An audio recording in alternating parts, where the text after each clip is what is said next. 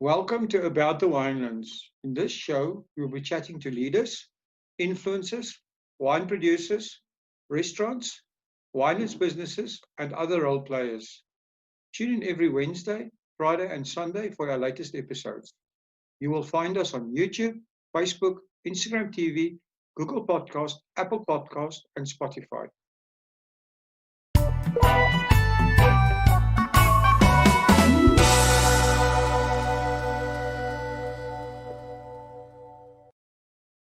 Before we start today's show, I just want to take the opportunity to say thank you to our sponsor of this show, Lisa Loves Wines. Lisa shared with me that she has a very special offer for our listeners today. I'm not sure if our listeners are aware, but magnum-sized bottles are becoming very fashionable in Europe, and I think South Africa will follow suit shortly. So as part of her Biggest Beautiful campaign, Lisa will be offering a discount on 1.5-liter magnums. This is also a great Father's Day gift or a birthday gift. We will leave the details and links on how to get this awesome offer inside the description. Now, on with today's show. Good day, everyone, and welcome back to About the Winelands. Today, I'm talking to Edo Haynes. Edo is at Lavenier Wine Estate. Welcome to About the Winelands, Edo. Thank you very much, Will. It's a pleasure to be with you. It's our pleasure to have you. So tell all our listeners a bit about yourself and what you're doing at Lavenier and how you got involved in the wine industry. Thank you very much for the opportunity. So I studied winemaking and I'm a qualified winemaker. I made wine in Constantia for a while before I decided to sort of spread my proverbial wings in the wine industry by becoming a wine writer. I was a wine writer for Wineland magazine for 10 years and eventually became editor of the publication. And part of my job at Wineland and Vinpro was to engage with the next generation of winemakers.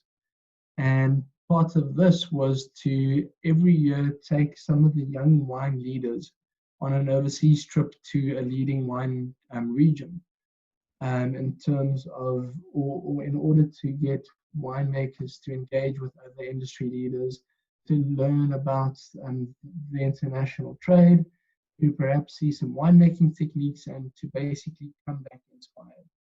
And it's now 4 years ago, we went to the Loire Valley. It was a trip where myself and Charles Williams from the Toren, Ati Lowe from Opstal, and Dirk Coetzee, the winemaker at Lavenier, went to the Loire Valley.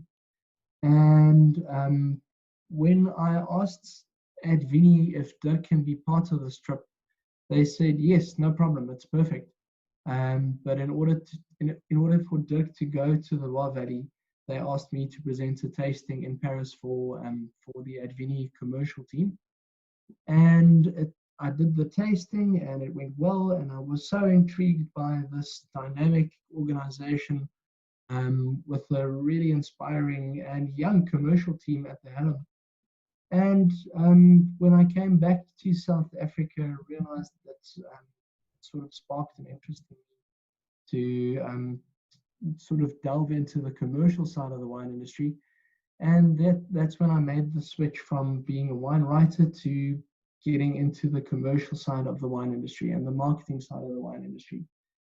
So today I've been at Lavenier for 3 years, and it's been an absolutely wonderful journey. Wow, that's amazing. So can you tell us a little bit of the history of Lavenier itself? Of course. So before 1990, when the estate was acquired by Mark Veer, and its name was changed to Lavenier. Lavenier was part of a bigger wine estate or wine farm, essentially, called Weltevreden. And when Mark Veer bought the estate in 1990, he's a Frenchman or a French-speaking Mauritian, and he came to this estate that he fell in love with, but he couldn't pronounce the name. So he said that this estate is his future, and he called it Lavenier, which means the future in French. And that's when Weltevreden got changed to Lavenier. So Weltevrede was is one of the oldest wine estates in Stellenbosch, but it never made wine under its own label. And it's only since Mark Veer bought the estate that wine was produced under the name Lavenier. And that started in 1992. And the rest is history. It immediately gained traction in terms of the pinotage. Back then, winemaker Francois Nadia really made a name for himself as the Pope of Pinotage in Stellenbosch. And we're fortunate today that the current winemaker Dirk Coetzee was mentored by Francois Nadia and has maintained that level of quality, level of innovation, and absolute passion for pinotage. Wow, that's interesting. Besides pinotage, you also have a famous Chenin Blanc block. Can you tell us about that? Yeah, so Lavenier focuses on pinotage and Chenin Blanc, which are quintessentially the varietals that South Africa are known for. And in terms of the Chenin Blanc, it's a registered certified heritage vineyard, part of the Old Vine Project. As you enter Lavenier Estate, there is an amazing vineyard that is 48 years old today.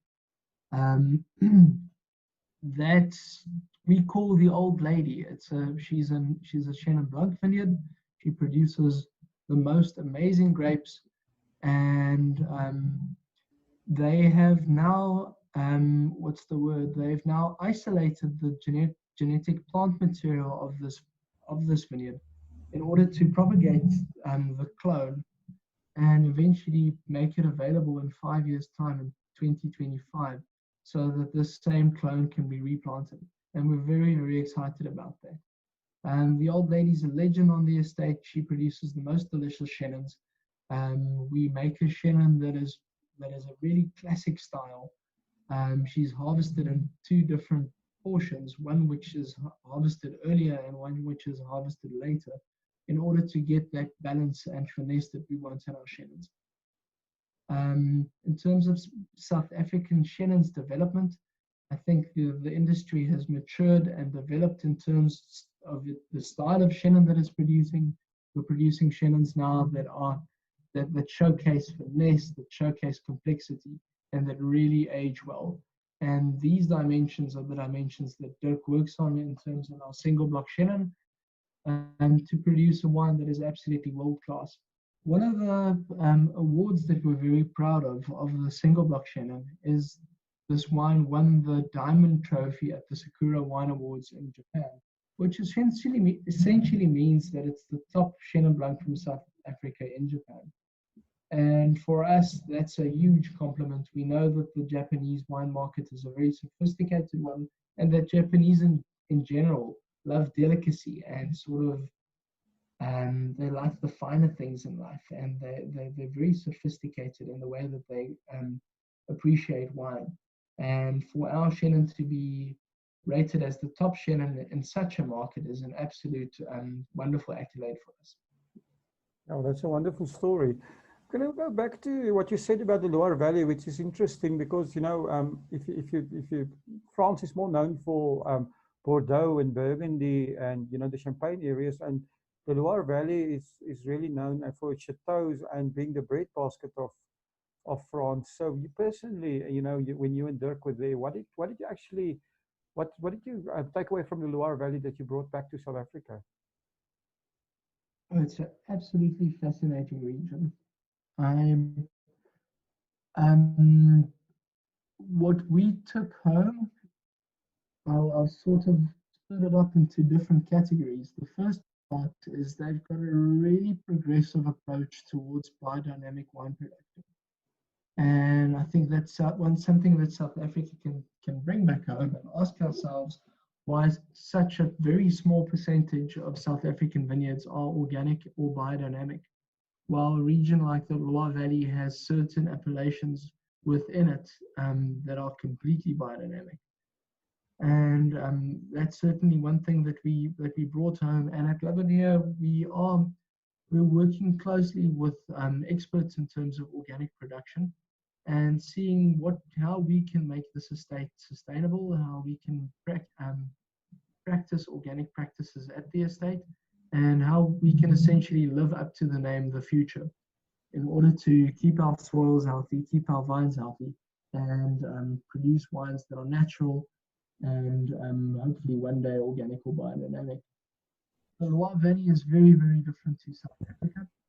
I think in South Africa we've got ample sunlight. We know that our grapes are going to ripen, and our challenge is to pick Chenin Blanc at the right ripeness levels. Well, in the Loire Valley, you don't necessarily reach those ripeness levels because their climate is different. They've got rain, they've got limits in terms of ripening their grapes, and they've also got very, very different styles. In the Loire Valley, they produce a lot of sparkling Chenin Blanc, which is still a very small category in South Africa, but they also produce lots of sweet wines and semi-sweet wines, while South African Chenins are mostly dry. It's a fascinating region. If there's one region where we can learn from and they can learn from us in terms of a different approach, diversities of styles, it's the Loire Valley. And you see that with the Chenin Blanc Association, how they are closely working with Loire producers and finding mutual benefits in terms of raising the profile of Chenin. And then the other variety that the Loire Valley is known for is very close to my heart. It's Cabernet Franc. And I think that the variety also has a very big future in South Africa and globally. Well, interesting. You know, the fact that you mentioned also biodiversity and organic wine growing. I think, and this is something I want to ask you because the name is apt. You know, the future, and the future of wine is in the hand of millennials, and you know, it's a different market. So, do you think, you know, what is your take on that? Are these things important to the millennial market? Yeah, I think even the current situation that we're in it's a very interesting learning opportunity for the wine industry. And the way that wine is being sold is changing at a rapid pace, and the way that it is being presented is changing. We often use the phrase at Lavinier that authenticity is the new luxury. And millennials love authenticity in terms of stories. A story behind a vineyard. I told the story of the old lady, the Chenin Blanc vineyard earlier. That's more interesting, that bottle with the serious price tag. Um, the luxury approach to wine is changing with millennials, and it's all about authenticity. It's about telling the story. It's about being true to who you are and what you're trying to present. And there are values at play, and there are associations at play, and most importantly, as I mentioned, characters and stories that become more and more important to the millennial market. Um, and you have to be open and accessible and be able to listen and be able to respond to this market, which makes it very interesting, but we also see it as a massive opportunity. Um, in terms of our demographics that we sell to, there is a large proportion of people that really appreciate Lavinier wines that are from this millennial grouping, and it's important to engage with them and understand what they want, and that's something that we actively do not only in the Celador when it was still operating, but also in the trade and wherever possible. It's also Lavinier is a pioneer of premium Provence-style rosés in South Africa. And if you look at wine festivals and especially millennials in South Africa, rosé is a growing category.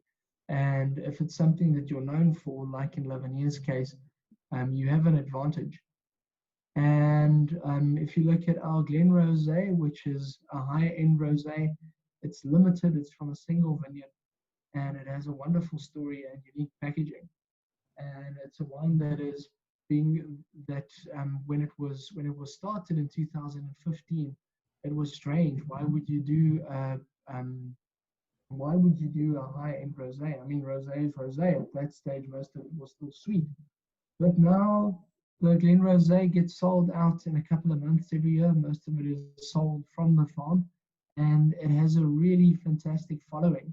And it's that kind of engagement that we want. And that we see as an advantage in terms of the millennial market.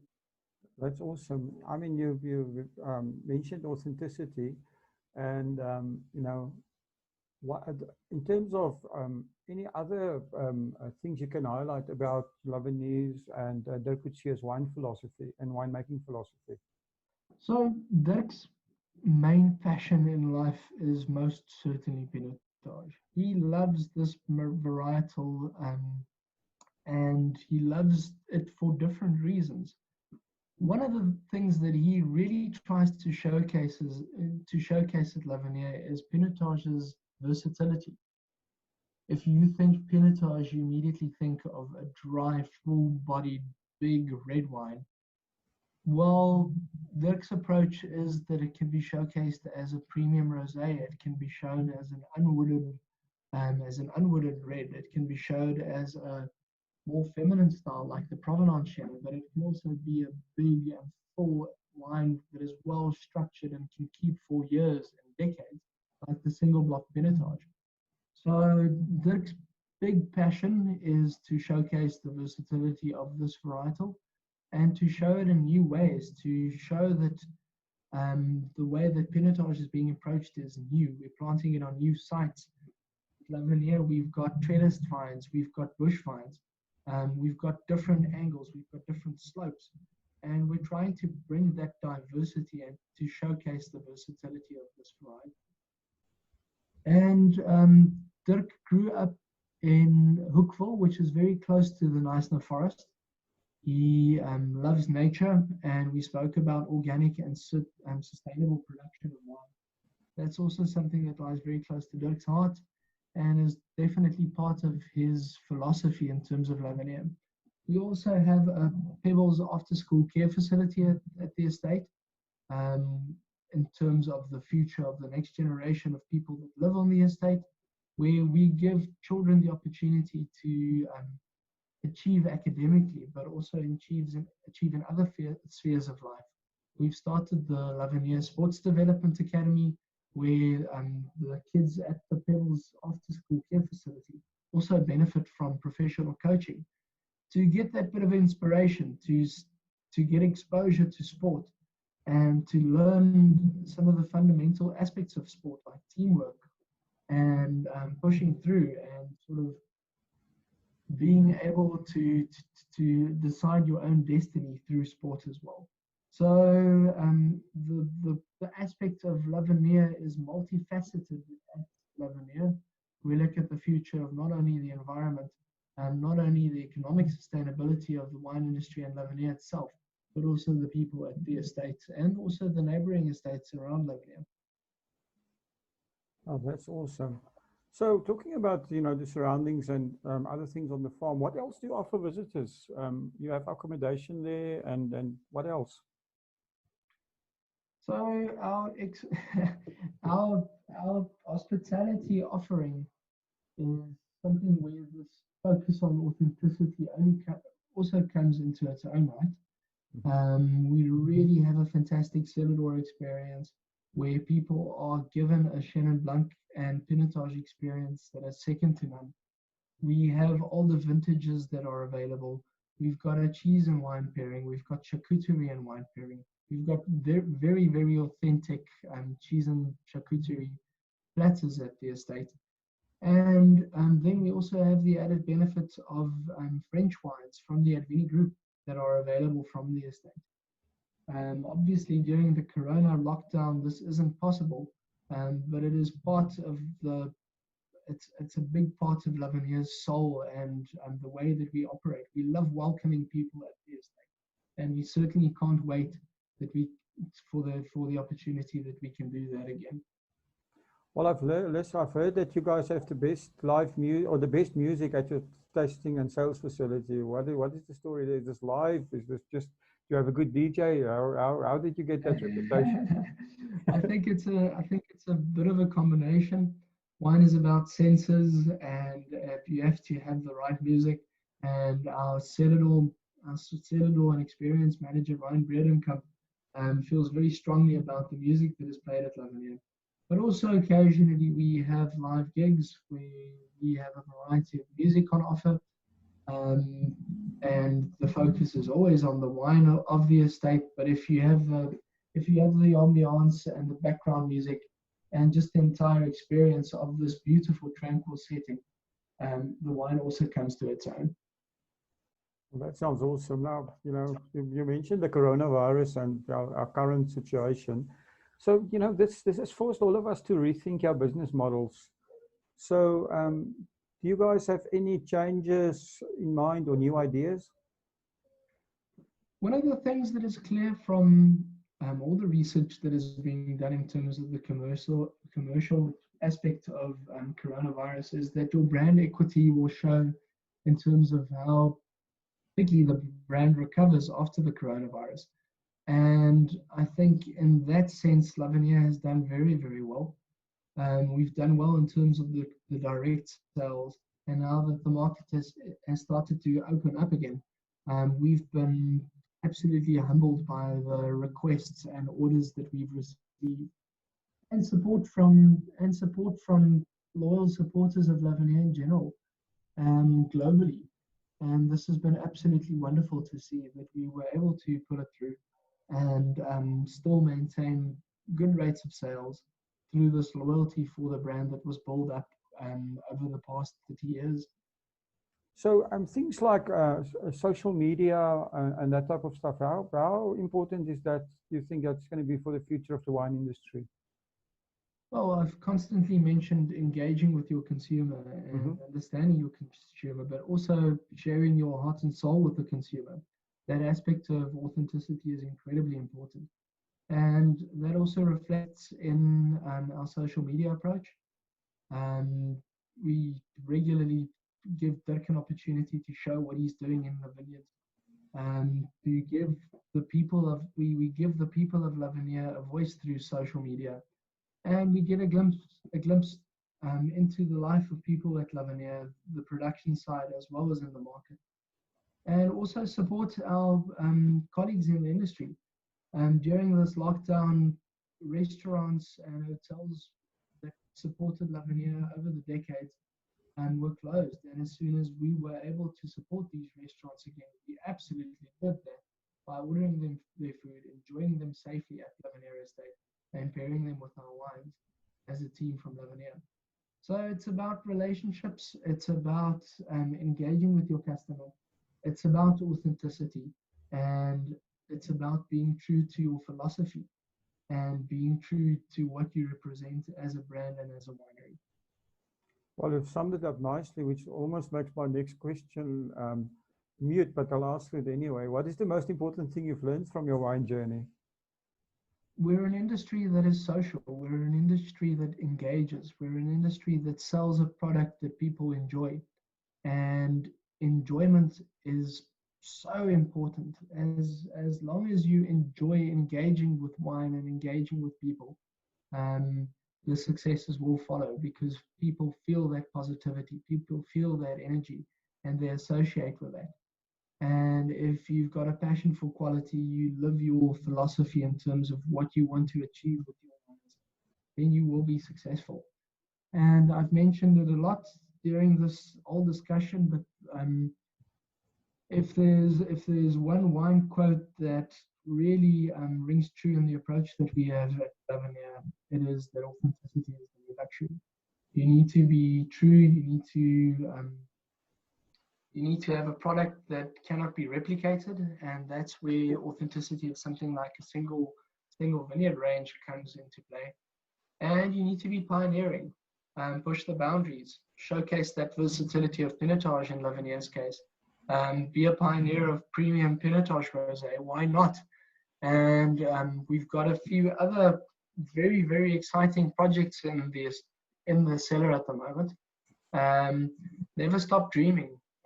Push that envelope and make the ability to reinvent yourself part of how you continually achieve success.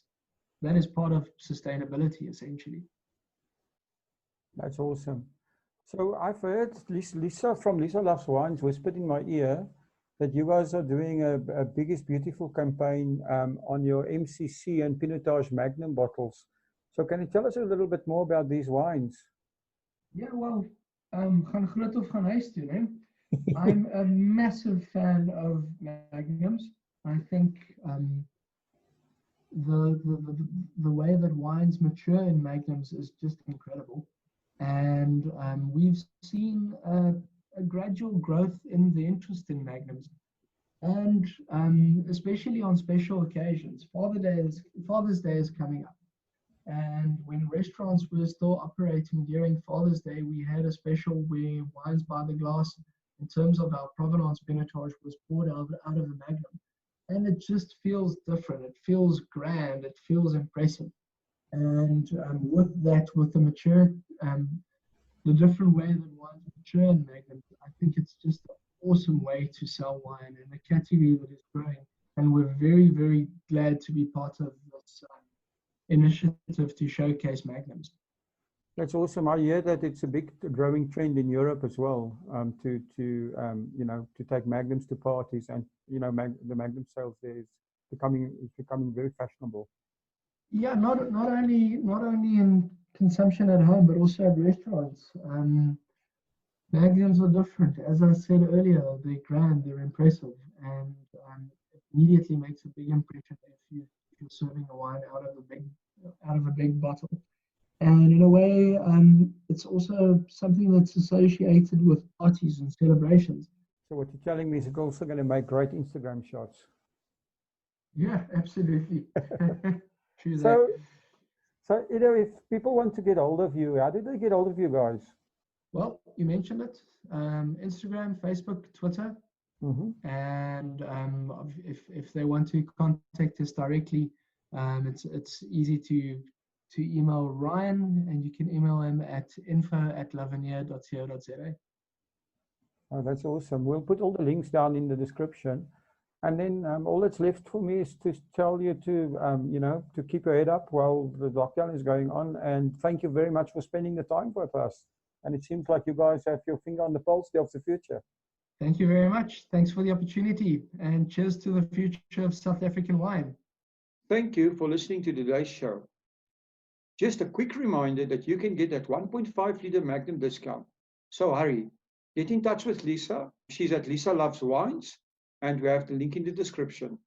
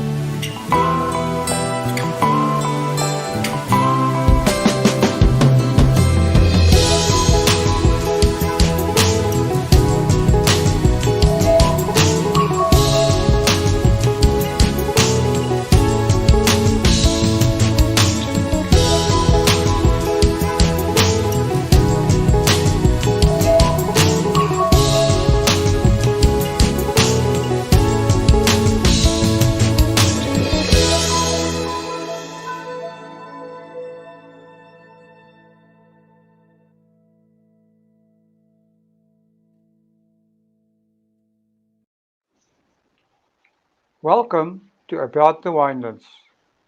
In this show, we will be chatting to influencers and leaders in the wine industry, winemakers, restaurants, and other businesses.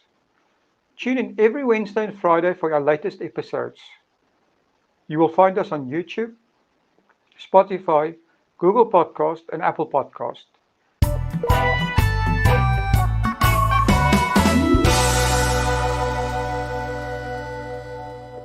Be sure to subscribe so that you do not miss out. Now, to get on with the show. Good day, everyone. Welcome back to About the Winelands. Today, I'm talking to Pardon Taguzo from African Wines. Good day, Pardon. Good day, Will. How are you? I'm great. You are currently sitting in The Hague in the Netherlands, also under a lockdown, and must be quite exciting times over there, if you can put it that way. Yeah, well, it's excitingly devastating times in terms of business-wise and also social life as well. Because we've also gone under social distancing. Not really lockdown per se. The Netherlands has a different approach to this whole pandemic. So we mainly doing social distancing, but we've also closed most businesses that has quite a huge number of gatherings, etc., restaurants, hotels, events, and also the conferences as well that have been cancelled, and business has been on standstill. Oh, amazing! So, Pardon, let's start off with something more, tell us a little bit about yourself and how you became involved with the wine industry. How I became involved with the wine industry. It's quite a very interesting story. Well, I'm Zimbabwean originally, and just like any other young Zimbabwean, during the time when things were not going really well, the economy was actually taking a huge knock in Zimbabwe. Decided to visit the Cape, where my sister was actually based. When I got to the Cape, it was actually in 2010, and I happened to just work at a hotel as a runner, then after that, I got the excitement, but my visa to stay at that time was just a visitor's visa, which lasted me for only about a month. And after that, I had to go back. I had to go back home. So when I got back home, I started thinking about this short experience which I had. Obviously, coming from a background that I'm quite very active in social scenes. I like to socialize with people, and that small duration of time when I was actually working at the Royal Hotel for those 3 weeks gave me a different perception to the world, that I can still engage in people doing what I like to do and still earn money out of it. So then I came back to South Africa officially now, on a working visa. And fortunately enough, I got a job again at the same hotel, which is Royal Hotel in Ruby Castell. And I was actually a runner. They got me in as a runner, but coming from an academic background, you always want more and you always want to achieve more. So for me, being a runner was like, okay, it's the beginning. So what's next? But I actually rose quickly through the system there. I was understanding the systems, how it works. I was also understanding as well how to talk with guests, and I was also quite friendly to people, and I was also earning quite a lot of tips for someone who was actually just arrived. So then I was offered waiter's job. Then I started picking up tables. After picking up tables, I also was switched from picking up tables, and I went behind the bar as well. I went behind the bar and got a little bit of an insight about the drinks, which when I got to the hotel, I didn't have any idea about alcoholic drinks, because I was coming from a Christian family, which means that drinking alcohol was actually prohibited. You could not drink any alcohol beverages, or even smoke. But then I had the experience of actually working in the bar, and also waiting tables as well, and I got the fascination of hearing people actually explain wine, because the guys that I've been working with, they have been at the hotel for minimum almost like 7 years, and they could understand wines, and they could talk about wines, and I just got the fascination. And with my academic background, I always want to know and want to learn more. So I asked the guys, okay, so how do I get into knowing about all these flavors that you're talking about this wine? And just as colleagues, and with also the appreciation which I was getting back then from the guests, and also from the hotel owners as well. My colleagues were not that willing to give away the information that where could I actually go and study and do the studies, and actually become like them, or even more. But eventually, thanks to Google, I actually looked it up and enrolled myself at Cape Town Academy. And I remember in that time I used to travel with the train from Rebecca-Still to Stellenbosch. I'd drop off at Klapmats, and I would walk from Klapmats down to close to the mall zone there. That's where the classes were being done. And then after that, I would do the same routine again. Wow. So, and then when I did my introductory certificate, and then after that, I went also to do my certificate level 2 as well, and then I proceeded also. Then I met Kathy Marston. Kathy Marston, who is actually doing running the WCT program in South Africa. And she introduced me to WCT. Then I was like, okay, wow, this is something interesting, because of course I was thinking of not just South Africa as the place for me to explore wine business. I was actually thinking globally. And when she pitched the idea to me that, okay, WCT is actually being recognized in over 60 countries in the world, then that actually struck me I actually grew an interest, and then I also enrolled with the WCT as well. Then I did my courses until level 3, and then whilst I was doing this, I was still actually working in Rebecca-Still, where I just also moved from the hotel, and then I went to a very nice, cozy Italian restaurant in the valley, which is called Mama Cucina. Then I started off there, building my first wine list. I started off a wine program there, and I also started off some food and wine pairings as well for that restaurant. Thankfully to Kuni and Johan, they actually trusted me at that time to actually take care of that part. But yeah, and I was never meant to stay at one place,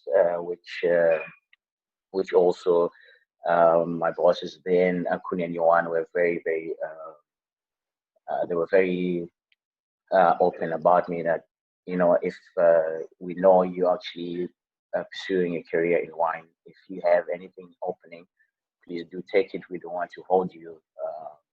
We don't want to hold you to the same position. If you want to grow, you have to grow. So yeah, fortunate enough, I also got an offer from our Aubergine restaurant, which is in Cape Town, where I then started working there as an assistant sommelier.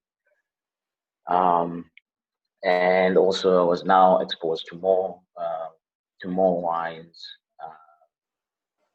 We used to run a wine list. We shared about 650 listings on the list, and we had a very huge seller of about 17,500 bottles, which is probably the best seller in the Western Cape. Yeah, and then I also started competing as well. I was the runner-up of 2017 Best Young Sommelier in South Africa. Awesome. And then after that, we also went to participate in the World Blind Tasting Championship as a team of 4 Zimbabwean sommeliers. Yes, I saw the Zim sommeliers. Tell us a bit more about them.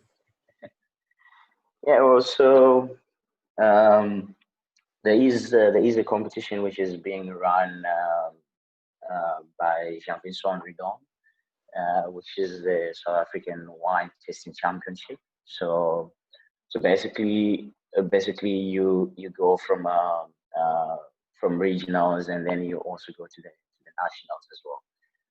But the rules of the competition is any other team can only bring one foreign national into their team.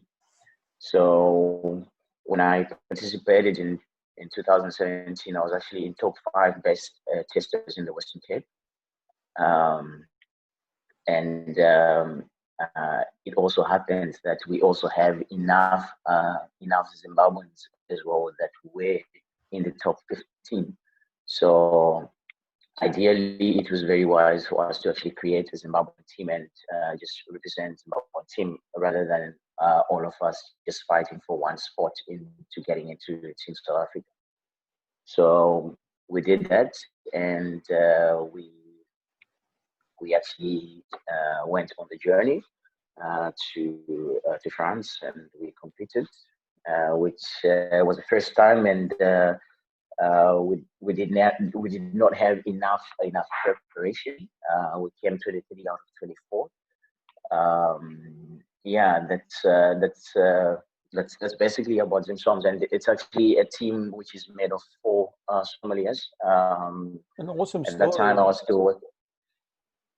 Yeah, it is an awesome story of wine bringing people from different walks of life together. Well, also from a country like Zimbabwe, which doesn't really have a wine history. Yeah. We basically do not have a vast wine history, but we have up to now I think about 4 wineries in Zimbabwe that not really that successful in actually making wines and also exporting wines as well. So basically, I can say the wine culture is not there. You know, me for instance, I never grew up knowing that okay, we're gonna have dinner and then we're gonna have a bottle of wine at the table. Even though I was young at that time, and my folks also did not have that kind of culture as well, let alone beer. So it is quite a unique turn and shift. Okay, so you then at the Aubergine restaurant. So how did you get involved with? How did you progress from there? And tell us the story about African wines and how that happened. Yeah, well, African wines was actually an idea which was birthed. It was like 2.5 years ago. I was still working at Aubergine restaurant, and I met this couple that came into the restaurant with their two sons. It was actually most arguably the fastest table I had to serve. When you go out as a family, you really want to relax, you want to enjoy your meal, and you want to make the most time of it, especially when you're on holiday. So this couple came in, and they were actually sitting upstairs, and I was called by one waiter that they needed somebody's assistance. So I went there, and I greeted them, and they told me that what we would like to have a nice bottle of red wine from South Africa, and they were all having a springbok. And at that time, I was actually thinking, okay, this is actually a traveling family. Obviously, they're not here to blow the budget. They want something which is quite comfortable with the budget, but also delivers as well with their meal. So then I recommended them Dunkin' Service red blend, which they liked very much. And after that, I was actually in conversation with the other son, and he was trying to offer me a job in front of my chef, and which was quite very interesting, because I was like, okay, come on, man, you cannot be saying such things in front of my boss. But then we kept contact, and this family is actually based here in the Netherlands, and they own a few restaurants, and they've been in the restaurant business for quite a while, and so we kept on talking, and prior to that, when we were about to go for the Blind Tasting Championship, which Janssen Robinson had helped us to actually do a crowdfunding. They were also the major donors of the crowdfunding for us to go to France. So yeah, and they also extended a trip visit as well from France to the Netherlands. That's when we sat down and we started talking what could be best, what could we do together, what projects should we do. And at that time, I always had thought about South African wines being making really a good mark into the world of wines, and I always had thought that they are not well represented, because the entry level you get in Europe, either from a supermarket, it either gives you a good impression or it gives you a bad impression, and you don't have also other different wines which are coming from very small independent producers, which are also focusing on a bit more quality than quantity. It's either you were getting a very entry level wine, or you get a premium wine which is super expensive. So yeah, so then I pitched the idea that, okay, what I would like to do is to actually move into distribution of wine. So yeah, just like that, and then we actually started off African wines, where I had to build up a portfolio of wineries from the Cape, but literally from very small independent producers, and from producers that are also involved in social responsibility of their communities as well, and also giving back to the community, and also aware of the dangers of what the world and the plants are in as well. And yeah, and that just happened, and we commenced our business 2 years ago. Oh, that's amazing. Just a quick interruption, but I do need to remind you that we are currently in a very difficult time. The South African government has set up a fund where businesses and individuals can donate to support their country through this crisis. Go to the website now and add your small donation. www.solidarityfund.co.za. Please join us all in the fight against COVID-19.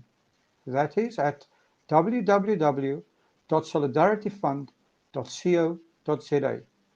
Now, let's get on with the show. So, are you guys only selling in the Netherlands? No. It's thanks to the EU. You have quite a very good free movement. Currently, we are selling in Belgium. We're selling in Austria. We also selling in London as well. A little bit of that. And we're also selling now in South America as well. And we also selling in Germany as well. Oh, that's amazing. So, Paul, I see that I've noticed that you import from all over South Africa. How do you choose your wine? I mean, building a portfolio is from all over South Africa is quite a job. Yeah, it's quite a job, man.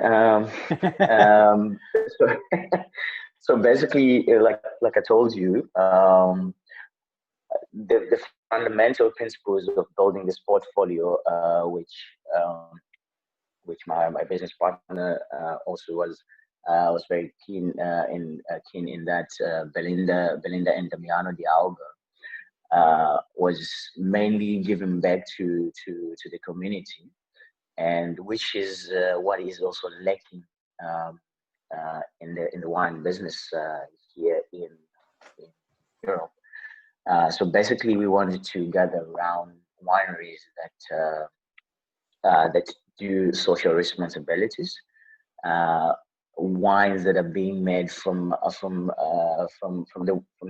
wineries that are disadvantaged because they do not probably have the budgets to bring out their wines out, and wineries that also have really good wine that also counts, but also really good story as well, because everyone now is moving away from the norm of talking about the political jargon of the acidity, the tannins.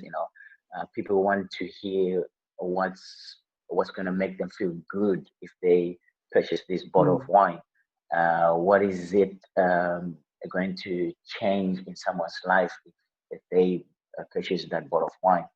So that was like the fundamental principles where we were building the portfolio from.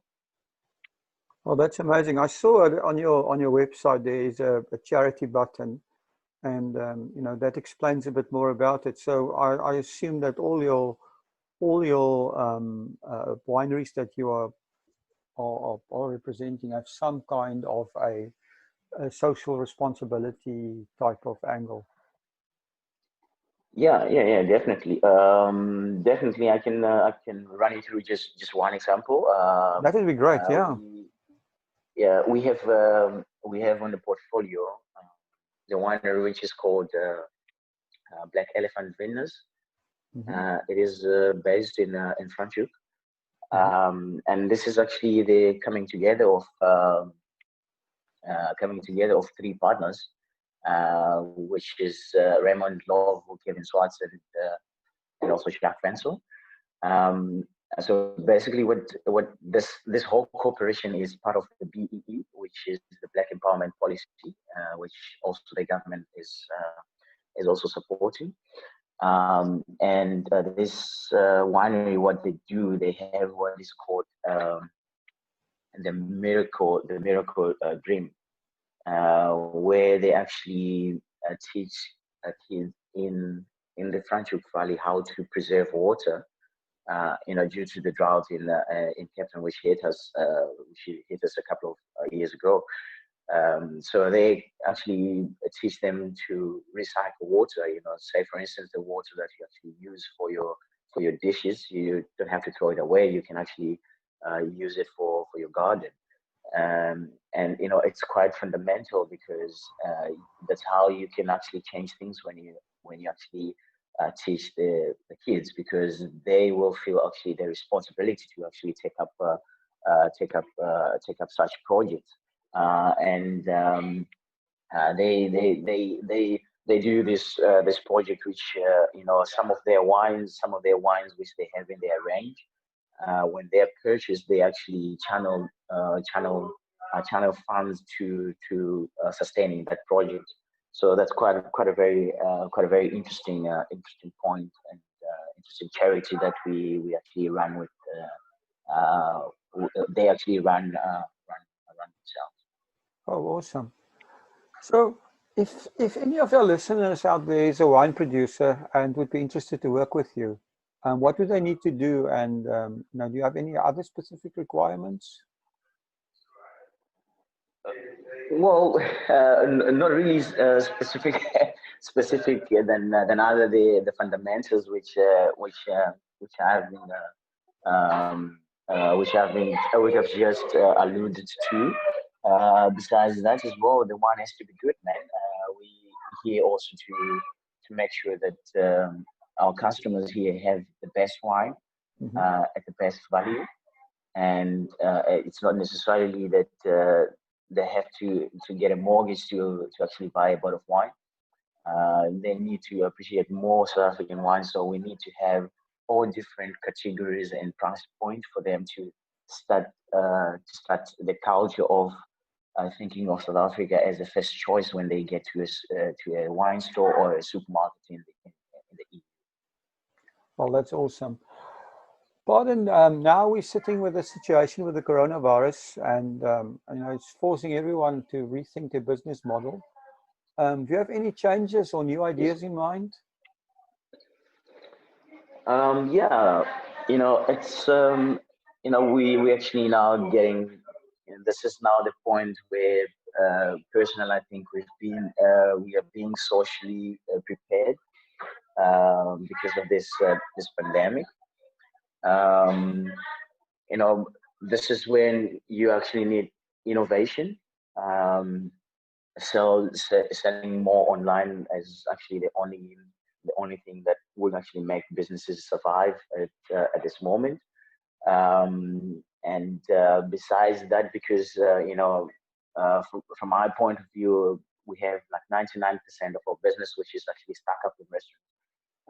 But now this is where we have to be innovative, start selling more online, start doing deliveries, and also start doing a lot more promotions online as well, to just keep the audience knowing about the brand, and also knowing where they can buy the wines and what best value they can actually get from such from such initiatives.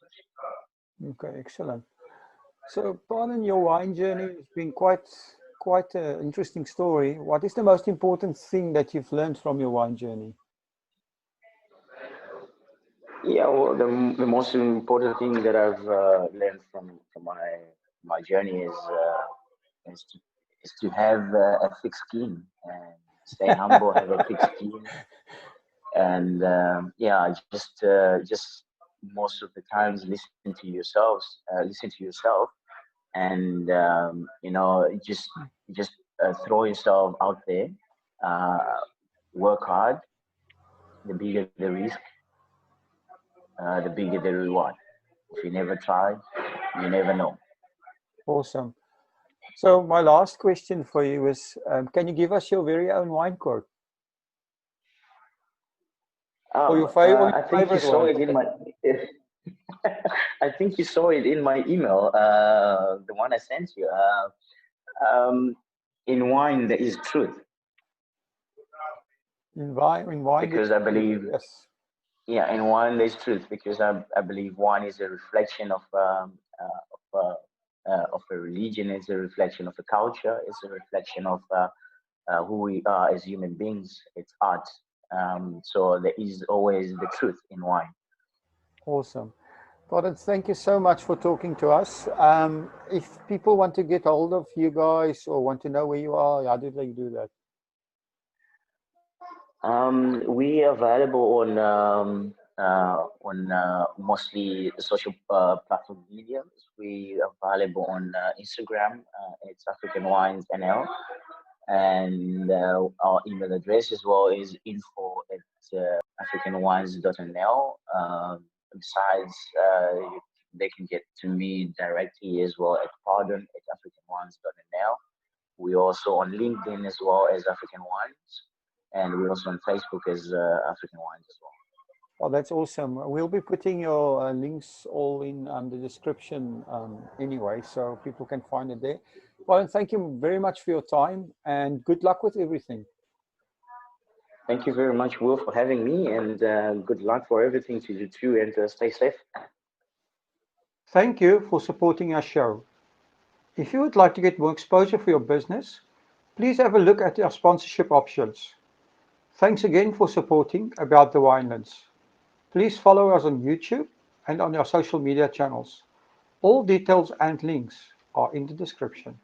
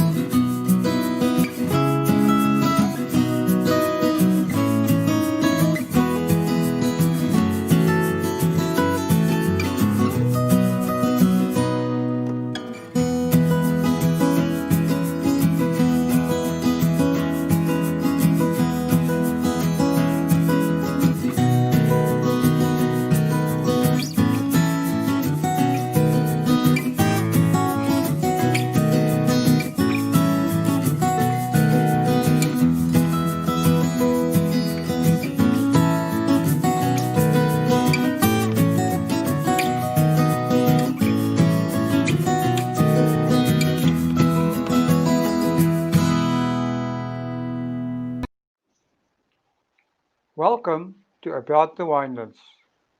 In this show, we will be chatting to influencers and leaders in the wine industry, winemakers, restaurants, and other businesses. Tune in every Wednesday and Friday for our latest episodes. You will find us on YouTube, Spotify, Google Podcast, and Apple Podcast.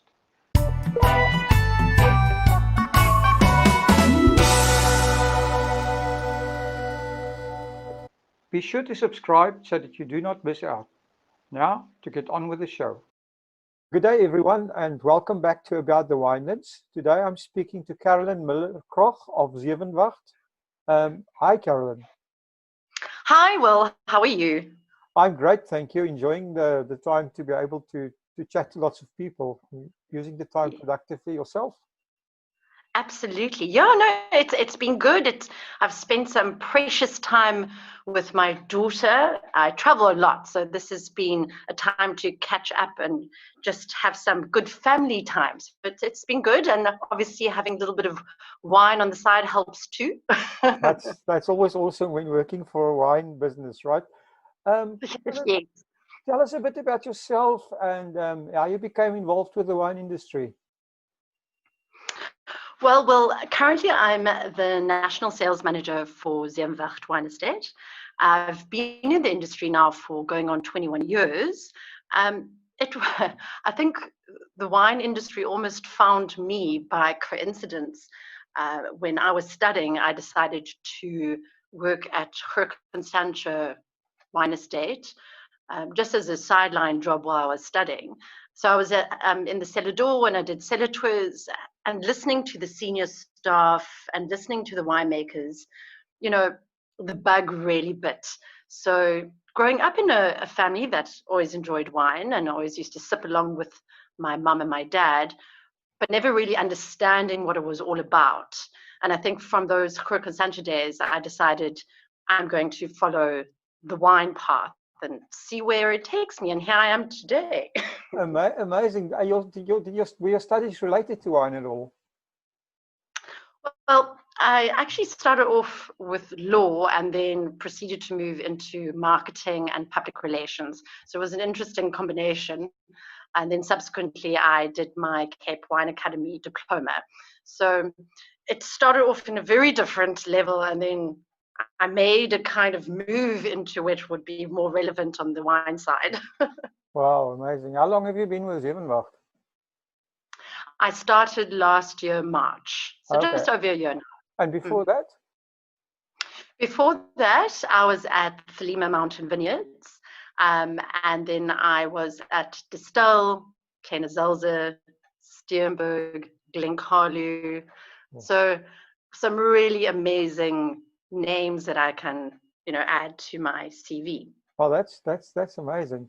So Zevenwacht itself, can you tell us a little bit more about the history of Zevenwacht? Yes, of course.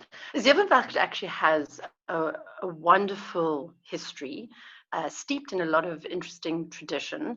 And the property itself has always been on the farming side. And then probably in about, I think it was about 1903, they discovered cassiterite, which is the raw ore that is made into tin. So the mine was basically built. So there's still the original winch and boiler on the farm today, and we actually still have the shafts on the farm, hence why one of our tiers is called the Tin Mine Range.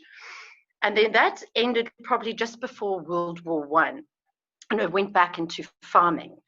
Then in about 1992, Harold and Denise Johnson bought the farm as a going concern. So it was already planted out to vineyards. But what Harold and Denise then decided to do is upgrade the entire facility. So there was a lot of vineyards that were pulled out and replanted. So effort was put into understanding our true terroir and what really suits our farm. We're in a wonderfully unique position. So, and we're very much driven towards a Sauvignon Blanc because of where we are situated. And that went right through to the vinicultural side too, and looking at the cellar and seeing, best practices. So that's a bit of background on who we are. So Zevenwacht actually is a Dutch word, and it means 7 expectations. 7 expectations, right? Talking about expectations, what can the guest expect or experience when visiting your estate? So we are very fortunate to have a beautifully sized estate. And there's so much that you can do on it. For those who haven't been to Zevenwacht, I think to drive in through those gates, and the first thing you see is just beautiful vineyards, and you drive down this oak-lined road, and that will give you of what to expect. So we see ourselves as a lifestyle estate, and we encourage people to visit our farm, not just to taste wine, but come and jog on the farm. And we've got mountain bike courses. There's a 4x4 course, which the 4x4 club manages. Just simply enjoying our conservancy and and nature itself. And then over and above that, we obviously have our wine tasting center. So, and there are different choices that you can to choose to enjoy our wine. So whether it's a cheese and wine pairing, whether it's a chocolate and wine pairing, or it's simply you just choosing which wines you would like to taste. We also have a restaurant, and part of that restaurant is our picnic area. So our restaurant is very much towards South African style cooking with a nice twist. Chef Henna heads up the kitchen. We have lovely reviews that come through from that side. We obviously then also have our country inn. There's 13 rooms in total. We have Bequena Spa that forms part of the enjoyment of the farm with gorgeous views. Yeah, so there's quite a few choices to be made when visiting Zevenwacht. Wow, that's amazing. I mean, it seems to me like, you know, there's been a progression in your tourism from, you know, just first it started off with wine tasting and then into a concept called wine tourism. And now you've got, you know, it seems like everybody's going into a complete package of a sort of lifestyle tourism offering in the winelands. Do you offer anything like lifestyle packages where people can do that type of bookings where they come for, you know, a certain time with all kinds of stuff included, that type of thing? Yes, most definitely. You'll see now, specifically going into the quieter months, never mind the fact that we're overcoming quarantine, but traditionally going into winter, we generally come out with very nice packages. So it's like a eat, sleep, stay concept, you know, stay for 2 nights, you know, it includes dinner at the restaurant, a spa package with a wine tasting. So we do a collaborative effort with all the entities on our farm, so people can truly get a full experience of what we can offer and see how beautiful the farm itself is. Once you're on Zevenwacht, there's no reason why you have to even leave, you know, if you're there for a couple of days.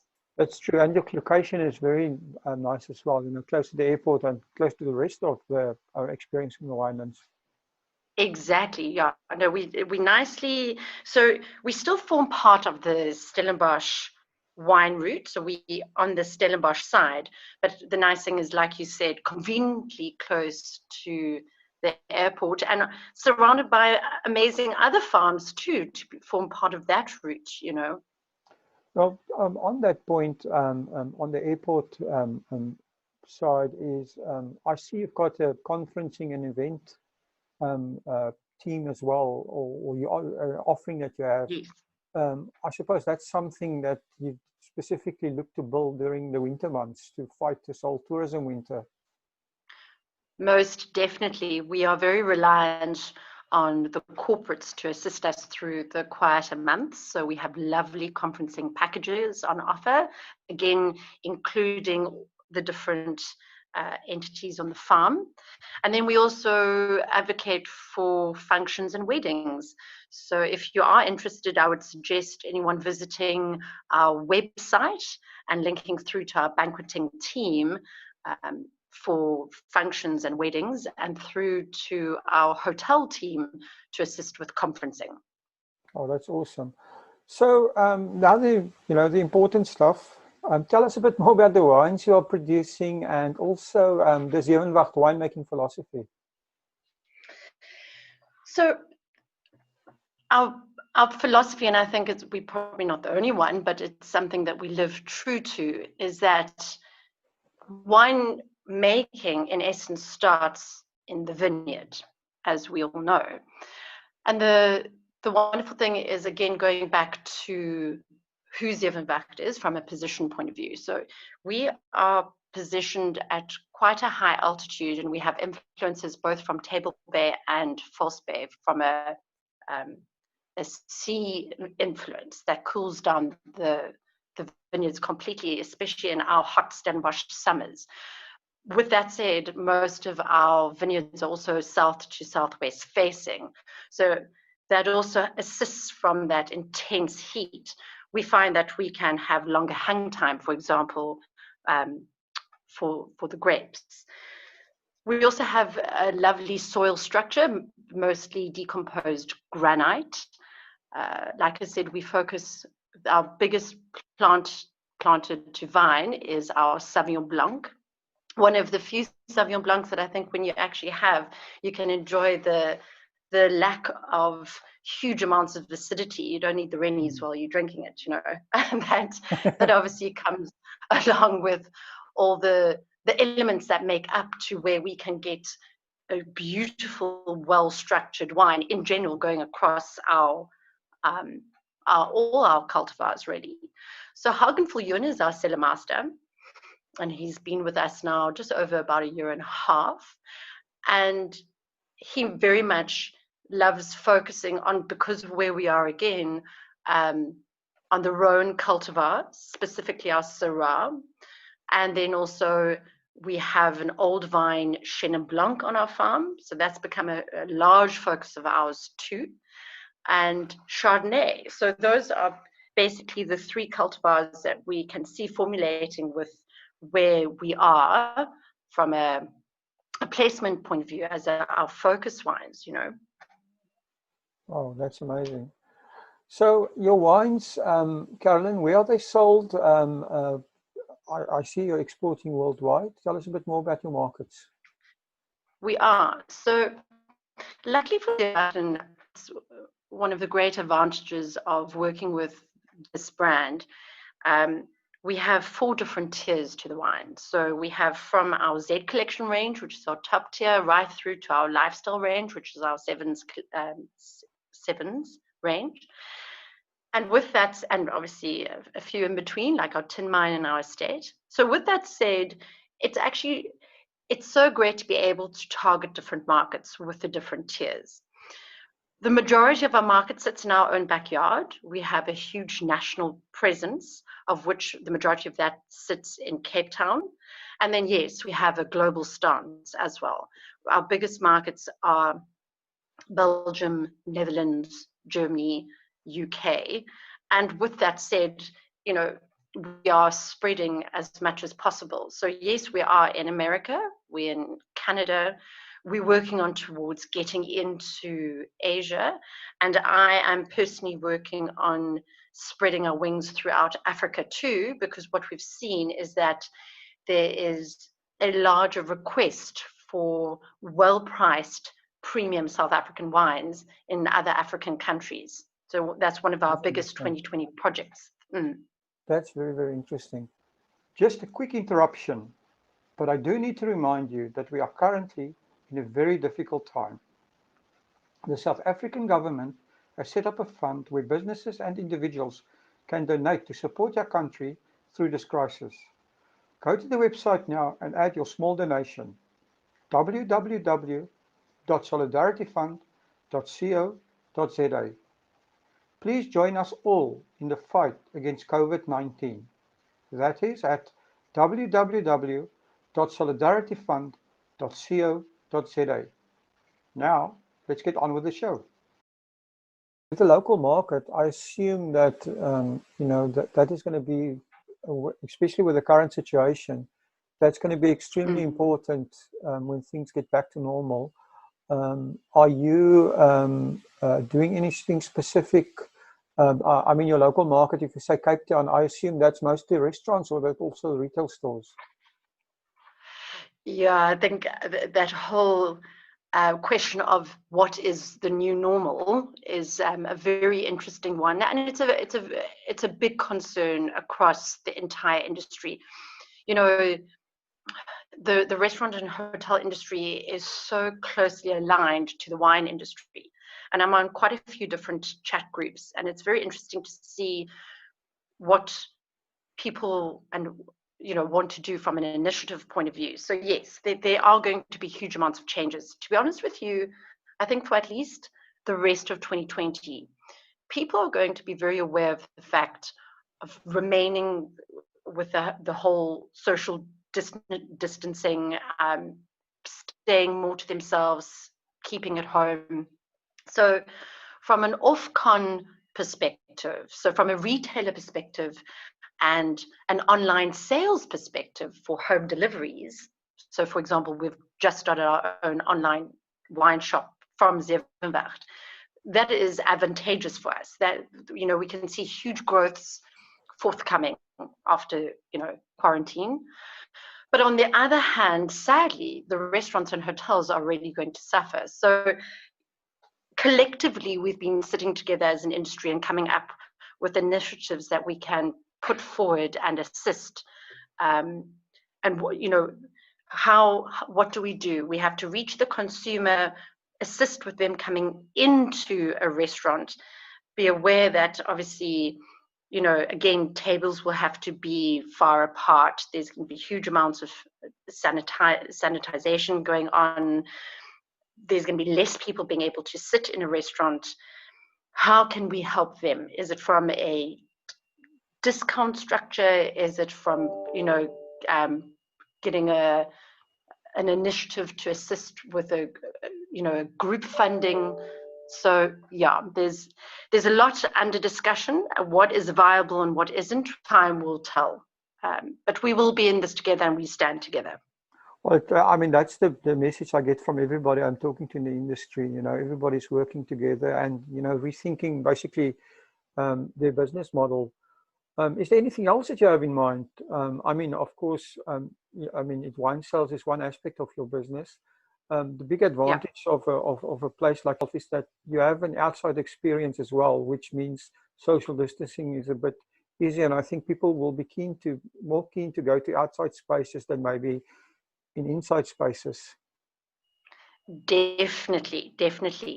So again, it's a bit of a tough time, with us going into cooler weather. For those who are, prepared to carry on running through the wine farm. Every day when I arrive at the farm, it's so wonderful to see groups of people arriving to do the jog around the farm or the mountain biking trails and stuff. So obviously that will still remain open. And, from a health perspective, it's wonderful to be able to get out there once we have all been, feels like, the four walls, clawing down the four walls, getting some fresh air and exercise. But we will have to maintain, as much as we see ourselves as a wine brand, we also have a restaurant and a hotel on our farm too. Yeah. So we kind of have a foot on both sides. So we will have to look at different ways of encouraging people to enjoy our facilities, but being aware of, what, like I said before, the new normal is going to be.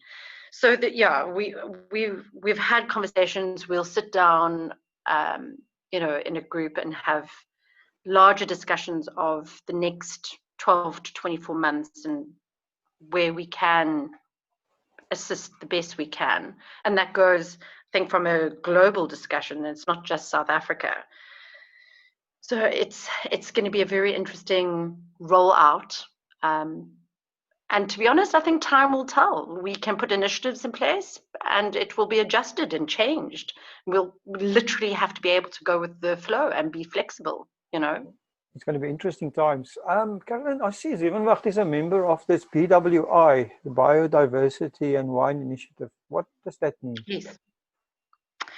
So we actually, again, like I mentioned, we are very lucky to have a fairly big farm. 100 hectares are under vine, but then what we've done is actually, so from about 2009, apologies, we became a member of the BWI.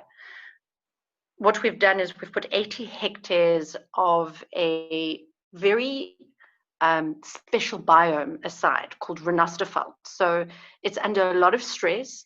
There's very little Renosterveld left within the Western Cape. And through a conservancy as part of the Buckleray Conservancy, so it's ourselves and our neighbors that have put a certain amount of hectares of Renosterveld aside.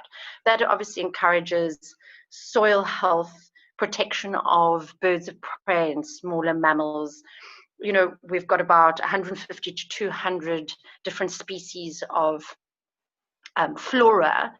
So it's just assisting and having that balance between the farming factor and the Mother Nature factor, and making sure we're not intruding and not being greedy as to what we need to do to make sure everything is looked after efficiently and sufficiently. And it's also about farming methods, ensure that we're not using anything that's going to affect the natural flora and fauna, and just be careful how we manage what we do use in the vineyards and so on and so forth. So keep it as natural as possible.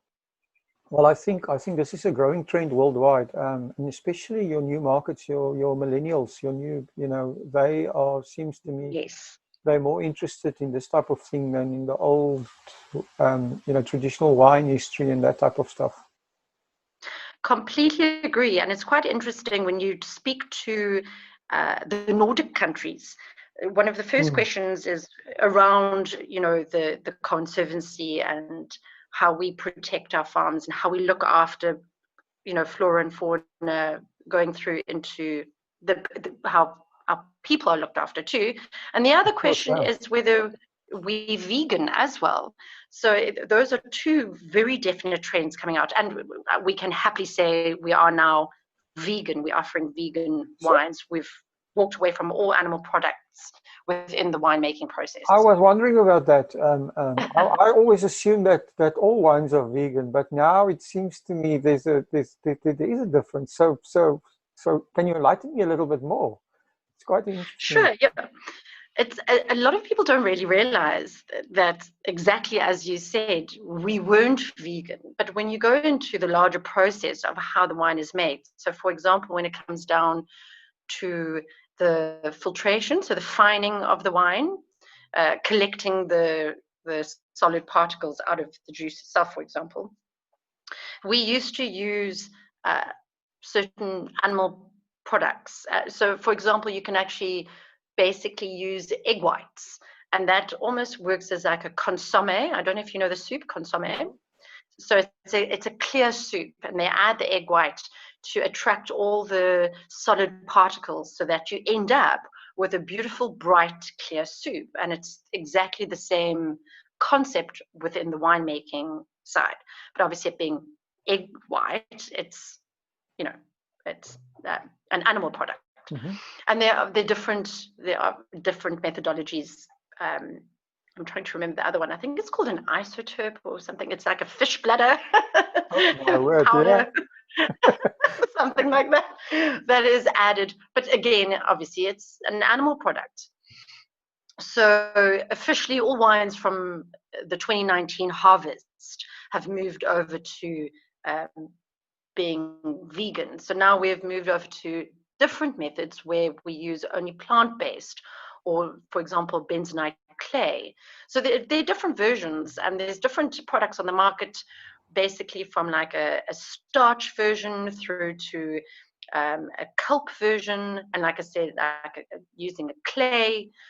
But more and more brands are moving towards using plant-based, and it's I don't think it's just going to be fad or fashion. It's not just a trend.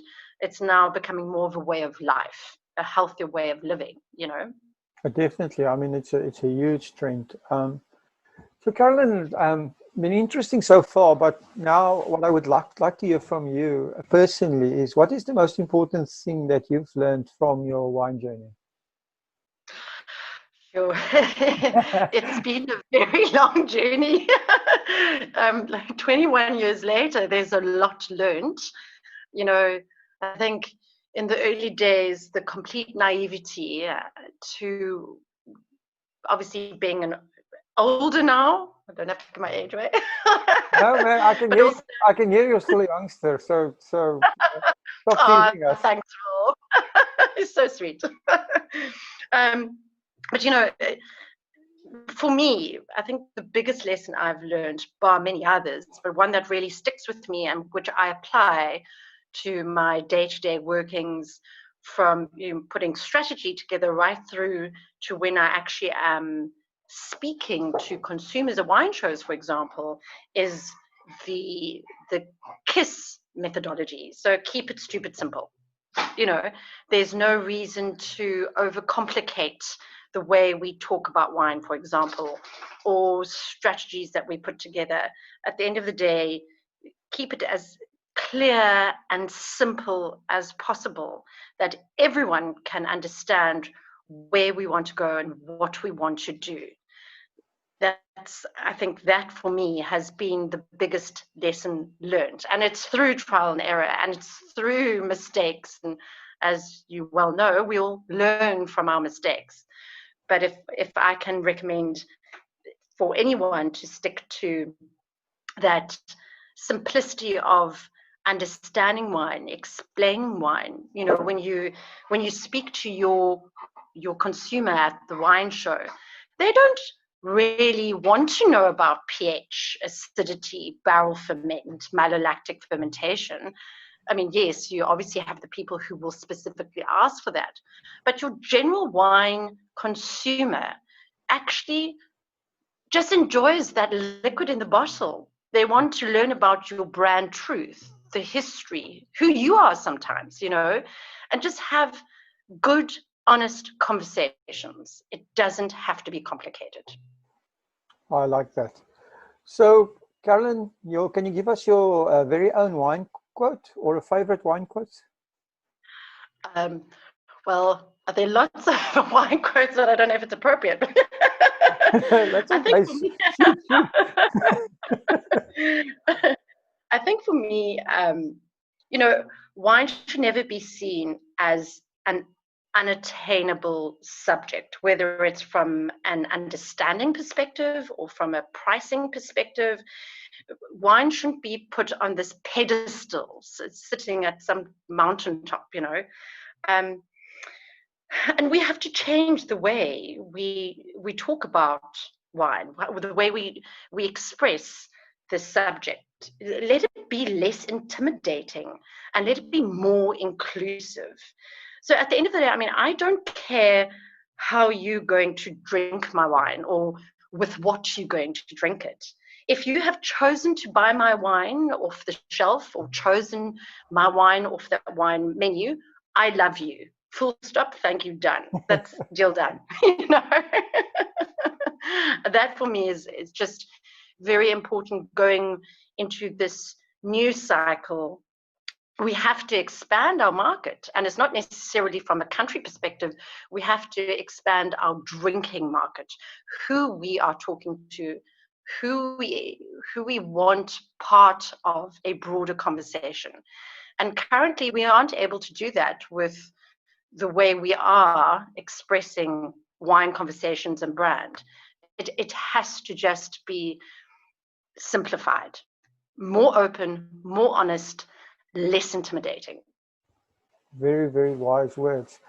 Carolyn, how do people, if people want to get hold of Zevenwacht, where do they find you? How do they get hold of you? The best way is to go onto our website. All information is on there. So it's www.zevenwacht.co.za.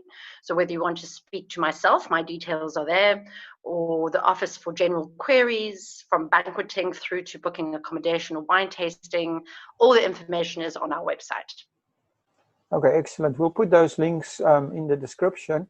Carolyn, it's Great. been a pleasure to talking to you, and thank you for taking the time, and enjoy the rest of your lockdown. Thank you, Will. It was wonderful to catch up with you, and best of luck for the lockdown to you too. Thank you for supporting our show. If you would like to get more exposure for your business, please have a look at our sponsorship options. Thanks again for supporting About the Winelands. Please follow us on YouTube and on our social media channels. All details and links are in the description.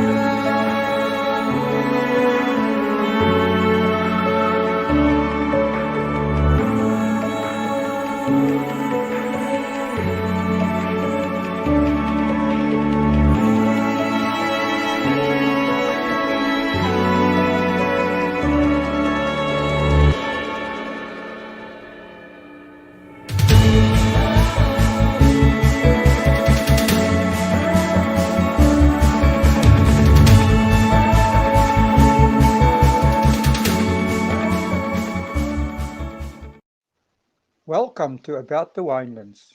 In this show, we will be chatting to leaders, influencers, wine producers, restaurants, and other role players.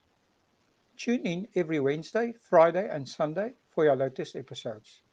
You will find us on YouTube, Facebook, Instagram TV, Spotify, Apple Podcast, and Google Podcast.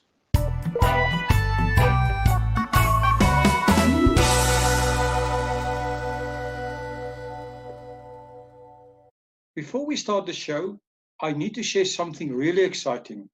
It's called the About the Winelands pop-up. And if you want to get your customers excited about your lockdown or online specials, you need to email us right now.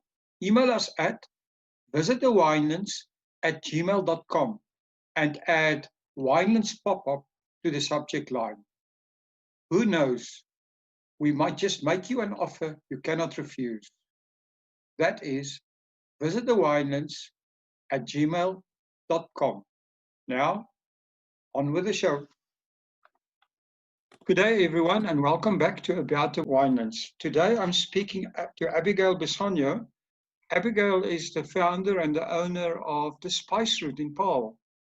Good day, Abigail, and welcome to About the Winelands. Hi, nice to be here. Well, it's our pleasure having you. So, Abigail, tell us a little bit about yourself, your history, and how you started the Spice Route. Okay, so just to let you know that Charles Back is my business partner and my brother in the Spice Route. So we are shareholders and completely joined at the hip when it comes to the Spice Route and make all the decisions collectively. How it all came about, I grew up on Fairview Wine Estate. My parents were Beryl and Cyril Back, and half of the Back family were divided into fashion people and the other were farmers. And I decided to go the fashion route. So I spent 35 years of my life in corporate, primarily in the fashion industry, all with the Fashini Group. And until Charles twisted my arm and said to me, I was actually away overseas on holiday, and I got a call from him, and he said that Seidelberg was coming up for sale right next door to Fairview Wine Estate. And he said that a farmer only has one opportunity in his lifetime to buy the land right next door, his own farm. I think Charles has managed to do it 3 times in his life. Wow. I partnered with him in buying Seidelberg, and we then turned it into the Spice Route. Awesome. When did you start with this? When did this happen? I left the Fashini Group in 2013, and Charles had already started about the year before. But when I committed myself fully to doing the renovation and the development of the property, we really started to escalate the business and welcome all the artisans on site and renovate. And it's really been an ongoing process. We're still nowhere near where we want to be. Well, it's already become an institution. So, when a guest arrives there at the Spice Route, tell our listeners what they can experience. I think probably for me, the most important part of what the Spice Route has to offer is the magnificent views. We really think that many wine farms have got so many attributes, but not many are situated with the absolute view of Table Mountain. And one can see the sun setting at 6 o'clock, and you have a clear view on a good day of Table Mountain, which is quite a spectacular sight. Other than that, we've got wide open spaces, which I think is going to become more and more relevant as we go into this unknown future. We've got 3 restaurants, we've got wine tasting, we've got a chocolate factory, we've got CBC breweries, we've got Red Hot Glass, we've got My Gift Store, we've got Brenda's Delicatessen. So there's endless opportunity for everybody to do something that suits their palate or their lifestyle. But for me, the most important is the natural beauty of the situation and the value that it finds itself in. Yeah, I just can't believe it. It's also a family destination, right? I think that's really what we try to capitalize on. We've put a kiddies playground there as well, and I'm hoping to do more of that. It's all natural. We encourage families, we encourage the kids to run around. I particularly love to hear the sound of happy children.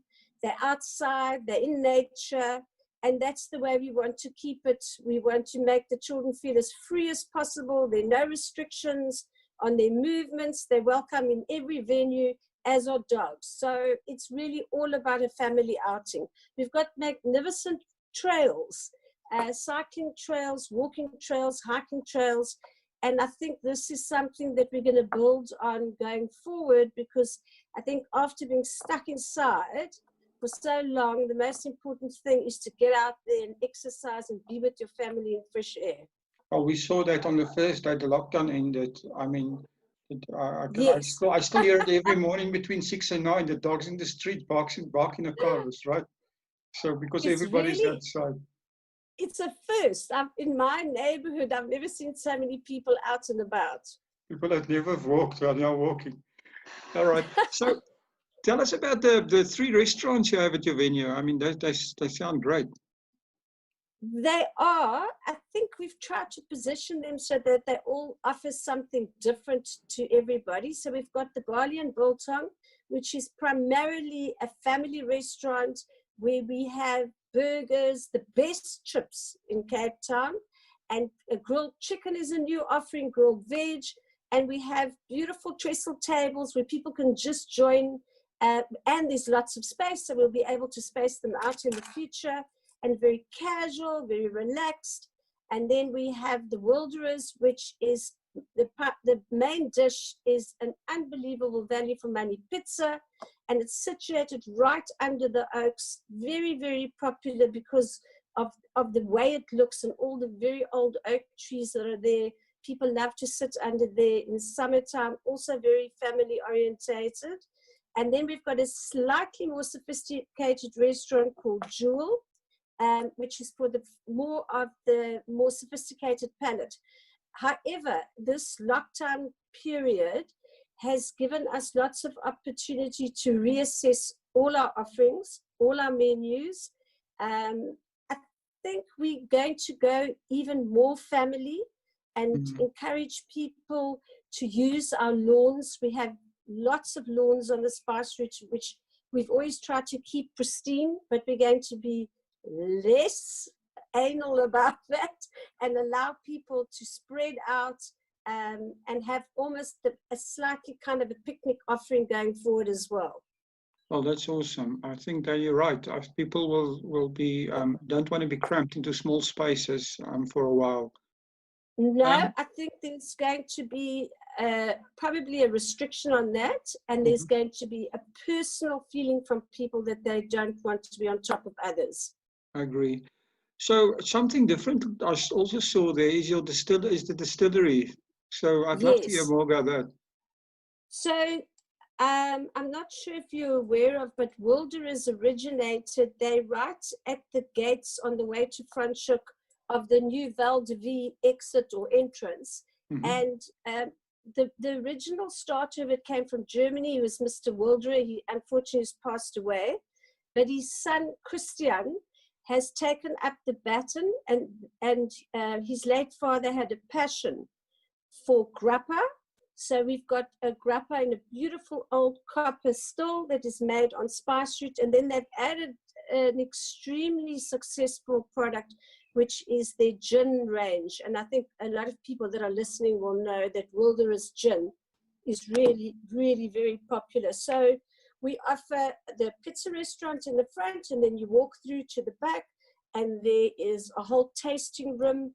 And just before lockdown, we were about to upgrade the tasting room for them as well, and try and do a slightly more a family one downstairs, a private one, and upstairs enhance that. So those are all the things we're going to have to reassess again, depending on how we go forward. Okay, awesome. The other thing that you offer is a bunch of tastings there. They all look and sound awesome. And you have this tasting passport where people can, can almost taste for a year or something. Yes, you can taste with it. You don't have to do all your tastings in one go. Mm-hmm. We've got the chocolate tasting, we've got the wine tasting, we've got the ice cream tasting.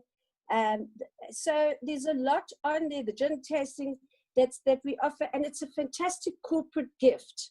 So a lot of our Christmas party people that come and book for their companies buy the passport as a gift to their staff, and then the staff can use it at their own discretion over a period of time. It's very good value for money, and it encourages people to come back. And when you've had your tasting, we stamp it so we know, okay, you've had your chocolate, or you've had your ice cream, or you've had your wine, and then you come back and your beer, you come back and you do your tastings at your leisure. It's extremely popular. Well, that's awesome. I mean, what a great idea for gifts for your staff, right? So talking about that, I see you do a lot of advertising for year-end functions and stuff like that. Yes. Do you offer any Yes. other functions or events? Is there You something know, you're going to expand? I chatted to Charles in preparation for this interview because I always like to get his input. And really, the two of us sort of looked at each other and said, you know what, we'll do anything. We're happy to really host anything at this point. I think we have so many interesting venues on the farm. We were actually going to do a few more this year, but I think that will have to wait for next year now. I think time will run out by the time we reopen. We're happy to accommodate anybody. We've done all sorts of, we do launches, we do office parties, we do birthday parties, but I think we feel there's opportunity for us to really do more. And I particularly enjoy setting up functions. I love to do flowers from a personal point of view. So anything, we're happy to accommodate anybody and anything. I quickly want to share something exciting. I have heard via the grapevine that the Fishwives Club will be launching a new lifestyle club soon. If you have not heard of the Fishwives Club yet, just know that you are probably missing out on the sexiest wine label out there. To stay in the loop, please quickly go and follow them on Instagram. The Instagram handle is @thefishwivesclublifestyle. Let me repeat that, @thefishwivesclublifestyle. Now, on with the show. Well, I think you're touching on this all the time, but the coronavirus has forced all of us to rethink our business models, right? So what other new ideas have you got in mind besides, do you have anything new that we can expect from? Oh, tell us. Yeah, I'd love to hear.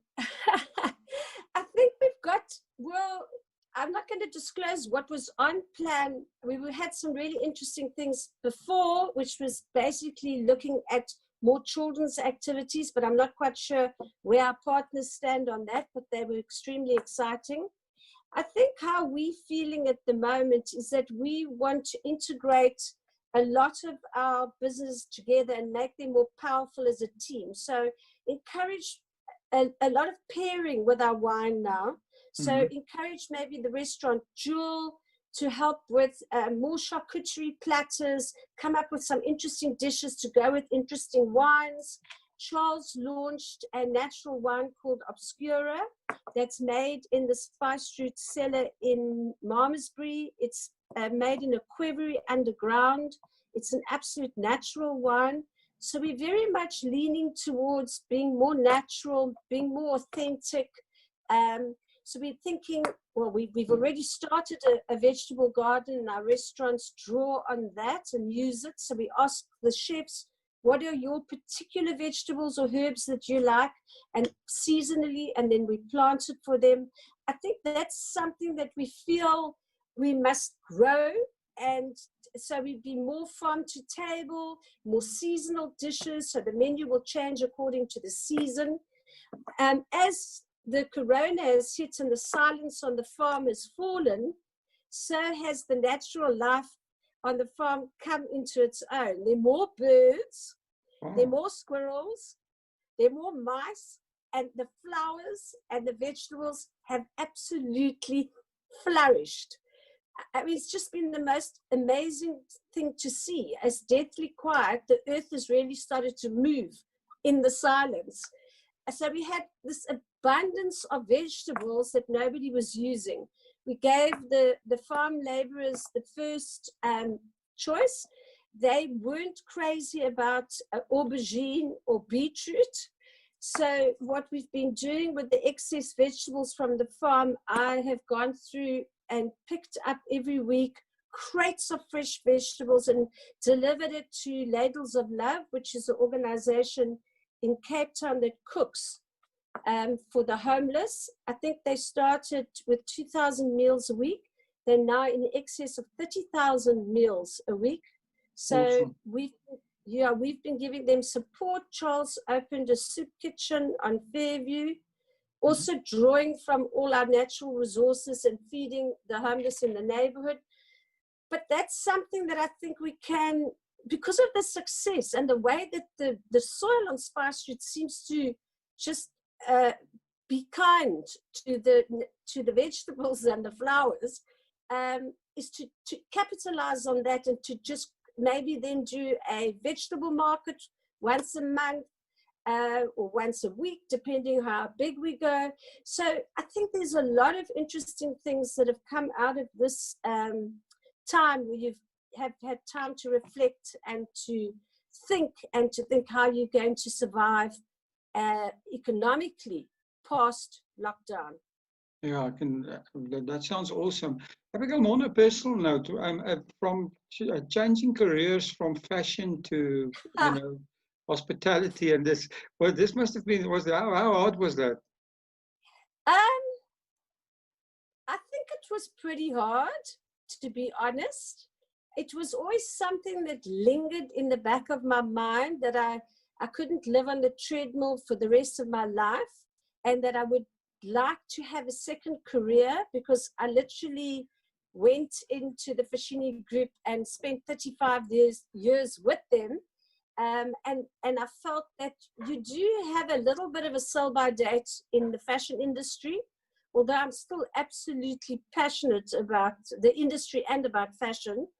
But I always had this sort of lifestyle was taking over from fashion, that it became more important to enhance the way you live, the way you fill your home, the way you decorate, the way you eat. So for me, that was always something that was at the back of my mind. So I think this has afforded me the opportunity to follow a direction that I'm equally passionate about, but to sort of go from being a clock watcher, treadmill, running all the time, to a slightly more kinder pace took a bit of adjusting. I can believe that. In terms of how did you come up with the idea for the spice route? Where did that come from? I think that was, I've got to give Charles the credit for that. He's a great thinker, and he's an innovator. He comes up with these concepts, and I bought into it immediately, and it just evolved from there. To be honest, I'll give Charles the credit. Okay, so I mean, you now have a Winelands journey. So what can you tell us? What's the most important thing that you've learned from your Winelands journey? I think volatility. I think, and I suppose in any business, I mean, I can't make it specifically to Winelands, but I think so many elements affect you. And you've got to learn to be able to ride that wave. I mean, we've had the drought, which put off all our, we've got a large tourist market, and that was very hard. And then now we've got the virus. So there's always something, and if you need to just be tough and strong and manage your way through it and stay positive, because negativity is probably the worst thing you can do. Yeah, I agree with you. I mean, like they say, there's opportunity lurking everywhere, and you just need to find the best. So you just got to find your way out of it, and you've got to adapt and change your business model. If you're stuck in your business model and the world is changing at such a rapid pace around you, you're going to get left behind. absolutely. So Abigail, Yeah. I need to push you for your favorite wine quote. Oh, I got prepared that one. Oh, really? I'm going to quote, oh, yes, I'm going to quote Mr. Charles back. Okay. So I said to Charles, because I'll tell you mine afterwards, but Charles says, a day without wine is a day without sunshine. That's awesome. So that was his quote. I don't have a quote, but what I often say is, I'm not a wine expert by any means, but I sure do know how to drink wine. Well, that's good enough, right? I mean, that's Absolutely, wine is no made for question. enjoyment. Correct. So, if people want to get hold of the Spice Route, want to get hold of you, do you have anything going on at the moment? Is everything closed down? Yes. Okay. I think yeah. we've got a very comprehensive website, so people are welcome to visit our website. And then we've got a fabulous campaign that's running on Instagram at the moment. So to stay alive during lockdown and to stay in touch with our consumers, we have done a campaign celebrating all our artists or our artisans on the Spice Route. So I've done one about how I go about designing and making pottery with some of the people that I work with. And we've just had Charles Duplessis, who's the winemaker from Spice Route. He's just done one on the new Obscura wine. And then this week we're going to launch with Brenda's Deli. So people must visit Spice Route Destination on Instagram, and they will be able to follow us. All our contact details and everything are on our website. And yeah, we're hoping to be as open as soon as possible. Okay, that's awesome. I'll put all the links down in the description and everything. And yeah, that's Perfect. great. Abigail, Yes, lots of activity. Well, it's great. You know, I mean, it's proven, and you would know this from your fashion days, that, you know, during recessions and bad times, brands that keep on advertising are the ones that not only survive, but they're the ones that thrive. So you need to keep yourself in the minds of the customer. Yeah. Correct. And stay in touch. I think people, the interesting thing is even our old posts and have picked up. So people are at home sitting and looking for information and trying to engage with brands that they're fond of. So there's been a lot of engagement with our customers and loyal followers. Well, that's interesting. Have you found that social media has become more important in your business over time? Oh, yes, absolutely. Absolutely. I mean, Charles did a fantastic campaign for Fairview on wine sales online. You can go and have a look at it. And there's just been such it's just a lot of fun. I mean, he always puts a fun element into it. So there's been a lot of engagement. It's been very important during lockdown. I love their April Fool's campaigns over the years. I don't know, it's been so good, right? I was one of the fools. Oh, my word. Abigail, it's been such a pleasure talking to you, and good luck with everything. And thank you for spending the time. We really appreciate it. Well, I hope you're going to come and visit when we are allowed to have a glass of wine on the lawn. Absolutely. I won't miss it for the world. I wanted to see Okay, that I'll beautiful hold you mountain. to that. Good. Thank you. Thank you so much. Thank you for supporting our show. If you would like to get more exposure for your business, please have a look at our sponsorship options. Thanks again for supporting About the Winelands. Please follow us on YouTube and on our social media channels. All details and links are in the description.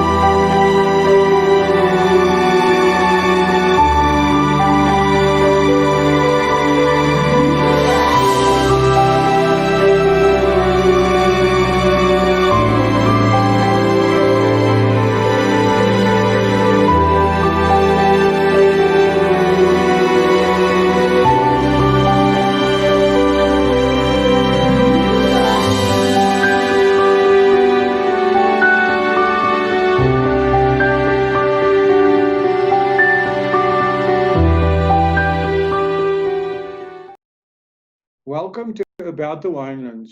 In this show, we'll be chatting to leaders, influencers, wine producers, restaurants, wineries businesses, and other role players. Tune in every Wednesday, Friday, and Sunday for our latest episodes. You will find us on YouTube, Facebook, Instagram TV, Google Podcast, Apple Podcast, and Spotify.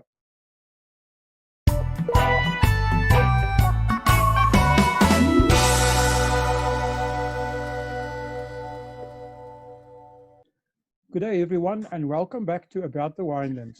Today I'm speaking to Deirdre Taylor. Deirdre is the Sales and Marketing Manager at Kanonkop Wine Estate. Good morning, Deirdre, and welcome to About the Winelands. Good morning. Thank you very much for having me. It is our pleasure. So, Deirdre, I'd like to know, and I think our listeners will be interested to know, is tell us a little bit about yourself and how you became involved in the wine industry. I suppose, like all good things in life, the wine industry happened to me by accident. I grew up in Cape Town, and I moved to Stellenbosch to come to university, and I was studying, I enrolled to study industrial psychology. And I realized during the course that industrial psychology was not really for me, but I completed my degree and of course got exposed to lots of wine along the way.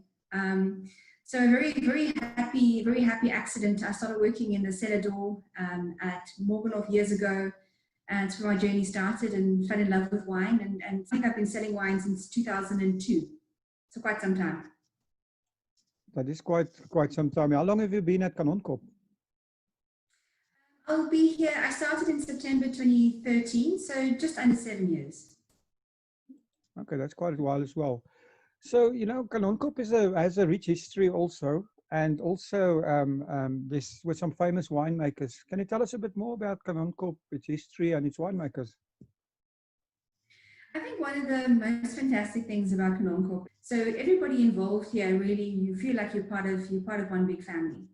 And we're just under, I think we're around 65 people that work on the property. And for a winery that's been making wine since the 40s, and our brand started in 1973. That was the first vintage that labeled that the name Kanonkop appeared on a wine label. And we've only had 3 winemakers since then. So Jan Boland Kutsia was our first winemaker. Obviously, at the time, he was also a Springbok rugby player. So whether he made wine during the day and played rugby at night, or vice versa, you know, that's what he did. And he's a very colourful and very interesting personality to chat to, and hugely knowledgeable. And you can still ask him now, so what was the vintage like in 75? And he'll be able to tell you, oh, it was this or that, and so much rainfall, it was a dry year, or this was a challenge. And he remembers each and every one. It's incredible. So we have a really long history of very, I'd say, big characters, big personalities, and also hugely talented winemakers that have worked on the property. But we've actually only, as I said, had 3. So Jan Boland was our first, and then obviously he left to take over the reins at Frissenhof, and where he carried on making wine there. And then Beyers joined us in 1980. And obviously in the 80s, tough time for wine industry in South Africa, and you know, obviously still under apartheid, but it was under the curatorship, or under the winemaking or the cellar master of Beyers, that Kanonkop really started to become well known. And Beyers was also responsible for making the first vintage of Paul Sauer. So Paul Sauer started in 81, which is our flagship Bordeaux blend, and he was the winemaker to make the very first one. And Beyers, you know, we still see him around on the property quite often. Him and Aubrey are really good friends, and you know, we do joint tastings with them. And often when I travel overseas, you know, we'll do pinotage masterclasses or pinotage events, and Kanonkop and Beyers Cliff would be involved. So he's very much sort of a presence on the property, and we see him often. And also a very personable guy. He's incredibly good storyteller, and he's very engaging, and people can relate to him. So on top of being a great winemaker, he also has a great personality that people love to chat to and enjoy. And Beyers was our winemaker up until 2003. And then Aubrey joined. Aubrey, who's our current winemaker, was actually making wine at Swartland Co-op. And Beyers met him, and he brought Aubrey on as his assistant in 2002. And then Beyers fell ill over harvest. So Aubrey ended up doing the 2003 vintage on his own. And then Bears later left, and he went over to Bearscliff. And Bearscliff at the time was a winery and a cellar that the owners of Kononkorp and Bears owned together. And then later the Crickers sold off their portion. But so Bears, effectively, he went over to his own winery, which he still has today. And then Aubrey took over as winemaker from 2003, and is our winemaker still today. So for a winery that's been making wines for all these years, only to have 3 winemakers is really significant from a legacy point of view, from a consistency of style point of view, but also from a great understanding of what the property and what the vineyards have to offer. You know, a vineyard, it takes a long time for you to understand what one particular vineyard is going to give you. You know, what a dry looks like versus a wet season, what cover crops work well, and then, you know, which vineyards do you combine best, what barrels to use, what barrels you combine best. So I think Aubrey has an incredible knowledge of the property, and that would be difficult to pass on. And it takes personal experience and working with all of those elements for many years to have a true understanding. And that's part of what makes Kononkorp so successful. And the other thing is that each of those winemakers have made a Kononkorp style of wine. They haven't made their own style, if I could put it that way. So if you taste through 40 years of Kononkorp wines, and you didn't know where one winemaker finished and another started, you'd be hard pressed to find, you know, where one winemaker started and the other one finished, because there's such an incredible consistency and Kononkorpness, consistency of style through all of those wines. So the Kononkorp is a family-owned winery, Johan and Paul Kricher, that own the property, 2 brothers, and they inherited the farm from their mom, who was a Sauer, and her father was Paul Sauer, and his father was J.W. Sauer. So it's a 4th generation family property that passed from the Sauer to Kricher family through marriage, and we've always kept things quite simple. And simple, I don't mean in a lack of complexity way. I just mean that we're really focused. And Johan always stipulates, you know, that his ethos. You know, we talked about being back to the future. So he does what he does well. We do what we do well. We don't try and reinvent the wheel. We don't have restaurants, hotels, you know, big events, big functions. That's not what we're about. We're a winemaking property. We have a great cellar. We focus on red wines, and even more so, we focus on 2 great varieties, Pinotage and Cabernet. So we like to keep things quite simple and uncomplicated, and focus on what we do well. And I think that's had a very big impact on the business and on the cellar and how we do things. And I think it also puts us a little bit aside from some of the wineries that do a whole host of things. I mean, you could find wineries that do everything from sparkling to port, sweet and dry, white and red, and that becomes difficult, and it becomes complicated when trying to bring across a brand message and trying to build a portfolio. So I've always enjoyed Johan's approach in that, is that we do what we do, and we do it well and to the best of our ability. And if we do something that we can't do best, we just stop doing it, basically. So in the 80s, we were a complete fruit salad. We grew Sauvignon and Chenin and Pinot Noir, it was decided that we were never going to make the best Sauvignon. We were never going to make the best Pinot Noir. So why try? Stop, focus on what we do well, and build success on it. And I think that gives you some idea of the background and where we've come from. And if you look at our portfolio, we make the most wines now we've ever made. So we have a rosé, which is the only non-red, which is made 100% from Pinotage in the Cadet range. Then we have the Cape blend, which was the original Cadet. It came out as Cadet Dry Red or Druroy, and it was effectively everything not good enough to be part of the top estate wines. And the first vintage we made of the Cape blend was 1985. Then we released the Cadet Pinotage in 2013. And now, last year, we released a Cadet Cabernet Sauvignon for the first time, which is currently exclusive to Woolworths and to our cellar door. And then in the estate wines, we have the estate Pinotage and Cabernet, which were the first 2 wines we made. Both started in '73. The Paul Sauer, as I mentioned, in '81, and then the black label Pinotage, which is a single vineyard Pinotage, which we released for the first time in 2006. Wow, that's awesome. What's very interesting is how congruent the wines have been over the years, and which brings me. You touched on it a little bit, but I would like you to say a little bit more about, why do you think this has been so congruent? It has to be in the winemaking philosophy somehow.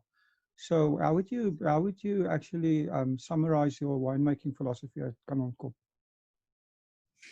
You know what Aubrey always says, and if you chat to Aubrey and Johan, is when Aubrey started here, he was told that if you come to Canon Corp, you make Canon Corp wine. You need to make the wines in the style and that this property brings about. So he followed on from where Bears left off. The vineyards we farm, obviously we look for improvements, but we make wines to age.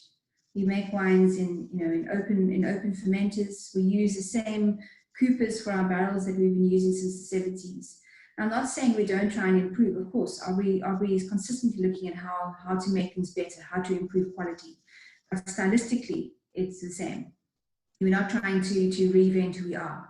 We know who we are. We're very secure in who we are. And we try to improve and tweak, but not to reinvent ourselves.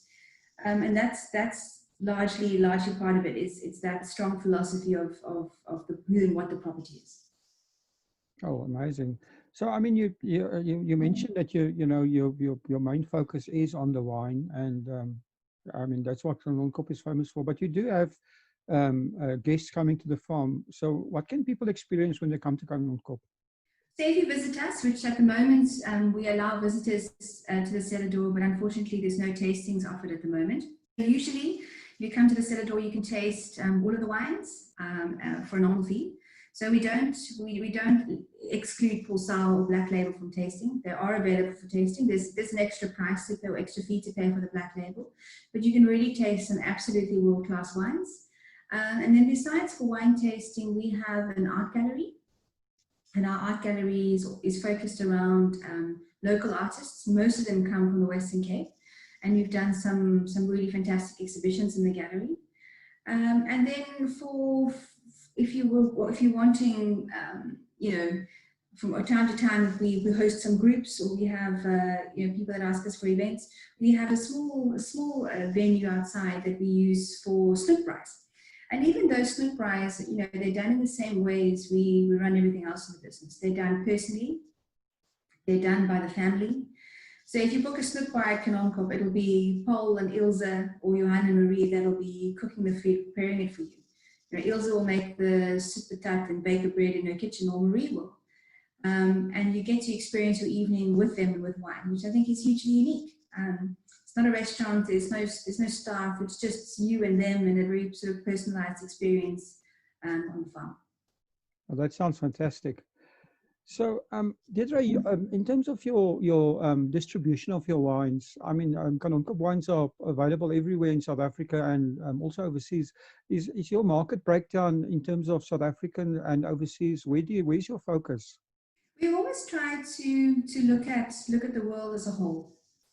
So, of course, South Africa remains our most important market, and we always will put favor towards South Africa. Even in vintages where supply is small, or the vintage was small, South Africa will get always get a good portion of it.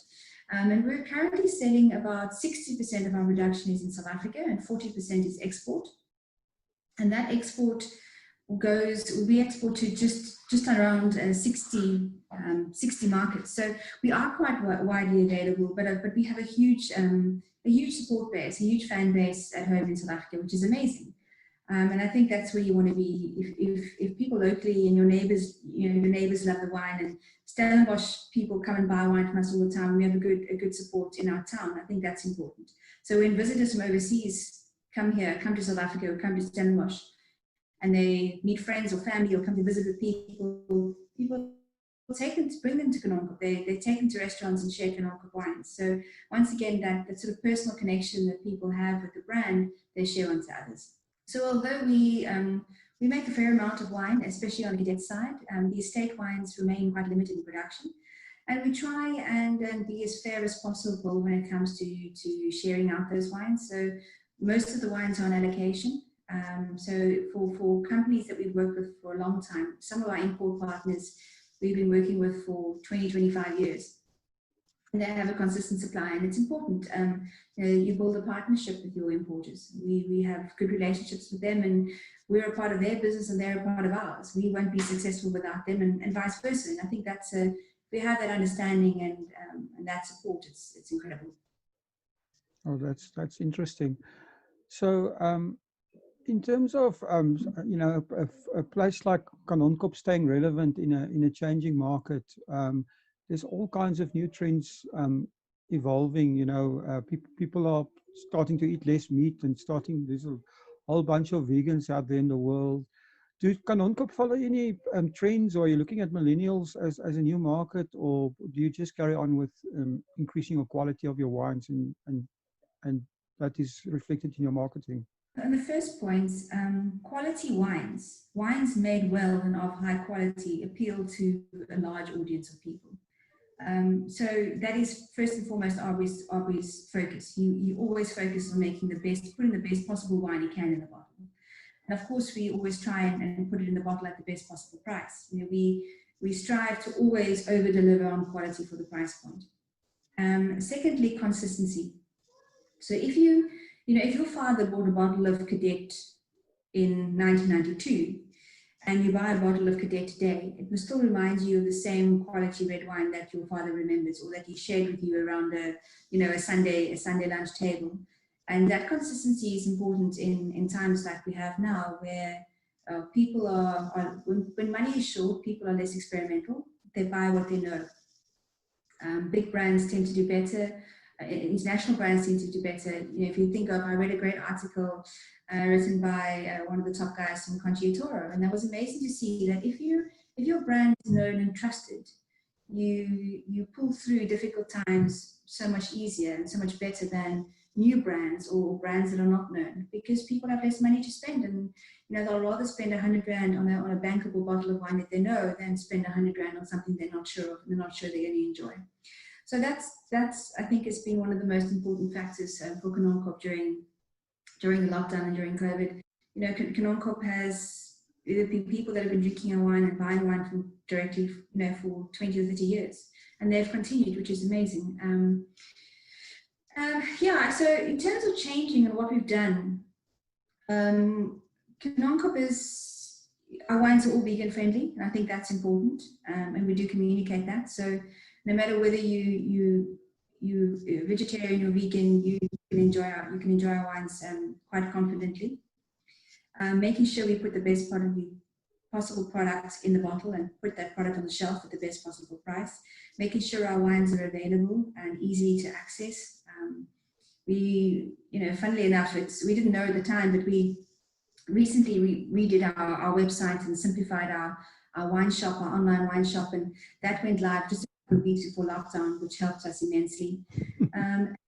So we work with a lot of a great number of retailers around the world. So you can find our wines in Carrefour in Belgium and in Park in Switzerland. So it's made it easy for people to have access to the wines, and that, as I said, was very, very beneficial. And if you look at how people are shopping and how people are buying, and the change in consumer behavior, less and less people will go out to restaurants for the next while. More people are obviously buying at retail.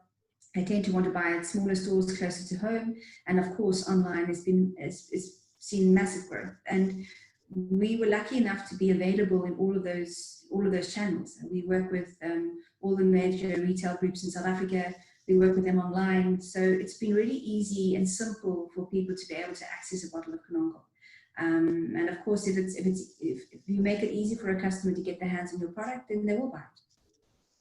This is true. I think you're mentioning the coronavirus, and we all had to rethink our business models, and you've touched on it a little bit. But are there any other changes or new things that you have in mind that you might have considered over this period? Kanonkop is always operated. We're a fairly small team, so it's easier to make changes when you need to. There's no big corporate structure. There's no not a lot of. We're a very flat structure. We have you know, we have sort of two or three levels. So it's easy for us to sit around or to put in be on a team, a Microsoft Teams call or a Zoom call between us and make decisions and make changes of what we need to adjust to what people are asking for. We have seen that more and more people want to, as I say, buy locally, support the farmer, which has been amazing. We're seeing many more people buy directly from the winery, which has been great. So the changes we've had to make is, you know, for myself even, that I usually work with the trade. I have very little to do with private customers. A colleague of mine, Heidi Kritzinger, she manages a private client business. So our private clients and our seller door have been inundated with orders and requests. And so we've had to, you know, reshuffle our work days a little bit and reshuffle the man hours. So for those of us that are involved in the trade side of the business, put in a couple of extra hours to help us set it all. And because we're a small team and we can react and make changes quite quickly, it was easy to do. You know, there was no big, you know, meetings or things that needed to take place. It's guys, the seller door team needs help, needs support, and we all jump in and get it done. And I think that's also one of the, you know, it's been hugely beneficial to understand one another and one another's needs. But other than that, you know, our business was already designed in the case that we not terribly, we had good on-trade exposure and a lot of restaurants that bought our wine, but we were most of the volume of our sales were in the retail sector anyway. And those are that's the sector, retail and online, that's growing. Obviously, online has done incredibly well, but we were in that channel, selling to those customers already. So it's a case of tweaks and making sure that you're available if somebody has a need, responding, listening to what your customers are asking you to do or asking you for, and trying to help where you can, and just stay in touch and stay relevant. Oh, really, really good. I think you mentioned a few things. One of the things was the importance of the local market, and somebody mentioned once to me that, you know, South Africa has one big secret, and that most South Africans know as many people outside of the country as inside the country. And I mean, I think this is especially true of your area there of Stellenbosch and surroundings. Do you find that word of mouth, I suppose, is still your biggest way to actually get your awareness and your message out about Kanonkop? And a second part of that question is, do you actually embrace new things like social media and stuff, which is almost like a technology word of mouth? Is that part of your strategy? Very much so, and you've hit the nail on the head completely. So as I was saying, you know, we have people that have been buying our wines for years, and they're proud to buy Kanonkop and they're proud to serve Kanonkop. And they introduce so many people to the brand, whether they have friends or family from overseas coming to visit, they happily share Kanonkop with them, or whether they travel. And social media has been a very big part of our communication. We have, you know, a good database of people that we chat to, you know, regularly. And when it comes to Instagram, Facebook, and Twitter, we work with all of those, and we try and build as much direct conversations as we can. And a number of the partners we work with, the importers we work with, have a similar philosophy. So yeah, I mean, I've spoken to, I've met Aqua South Africans, whether it be in London or New York, who are saying that, you know, they love Kanonkop and they've come to tastings that we've done. And when they have lunch or dinner with friends and family, or invite them around for a braai or a barbecue, they're happy to share Kanonkop because they're proud of it. They're proud of this wine from South Africa, and they want to show, they brag, or you know, yeah, they brag a little bit about what products come from South Africa. And I think that's amazing, because if you've been introduced to something around a table with your friends or around a braai with some mates, you're more likely to take notice of it and to appreciate it. That works so much more effectively, and you're likely to internalize it and to take it on board than if you know, standing in a store and a promoter tries to come and tell you and sell you something. It's not nearly as effective. So yeah, if it wasn't for people that loved the brand and supported us, we wouldn't, you know, we wouldn't be here today. So I think that's been one of the, you know, the biggest successes for us is that personal connection with people who love and share our wines. Deirdre, you've had an exciting wine journey. So what is the most important thing that you've learned from your wine journey so far? Number one, I love wine. So I'm first and foremost a wine person. You know, I always joke that if the wine industry had to end today, what would I do? I have no idea. Maybe I'll go sell beer. But I love wine. I love to drink wine. And I think if you love what you do and you love your products, what makes the wine industry so much better is even in your downtimes, even in times when things are tough, at least you've got a product that you can enjoy. I mean, how do you wake up and be excited in the morning if you sell toothpaste, toilet paper? It gets you out of bed. And it's very seldom that you work with people that are not nice or that you don't like. And it's very seldom that you travel to places that are not nice and you don't like. So it's you're usually fortunate in the industry. It is a lot of work though. And there is a bit of a myth that, you know, the wine industry is so glamorous and it's easy. It's really not. There's a lot of a hell of a lot of competition. It's probably one of the most competitive sectors in the world. And if you work for a winery in South Africa, I mean, South Africa is only what, 4% of the world's production. It's small, and not that many people know about you. And there's a lot of sharing of stories and sharing of products and engaging with people that you need to do to win them over.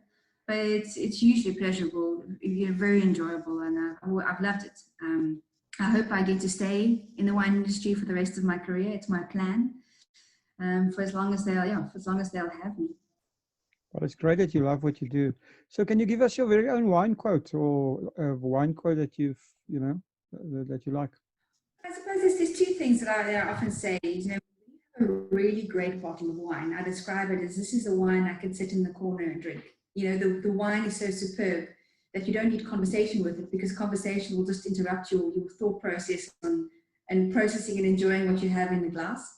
So sometimes you get that really, really special bottle and you think, I just want this for me, I don't want to share it.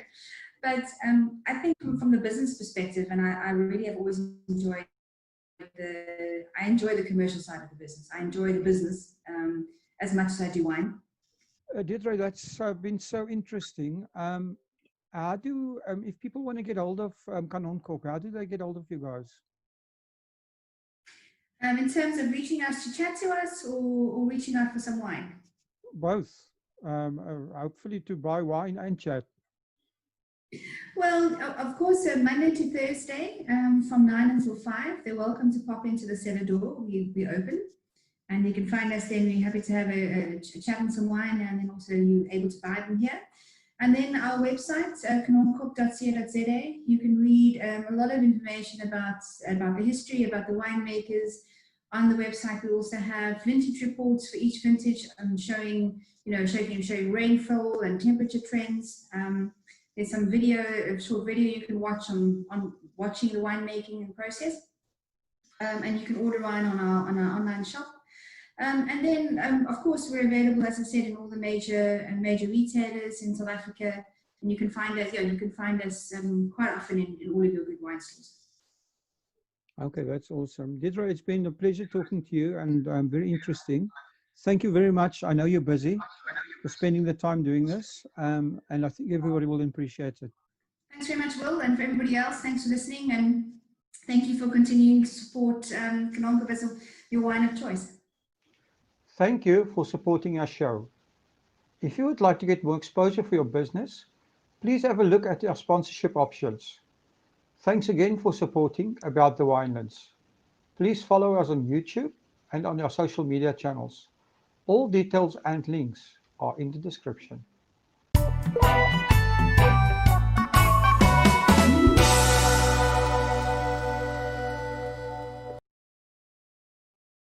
Welcome to About the Winelands.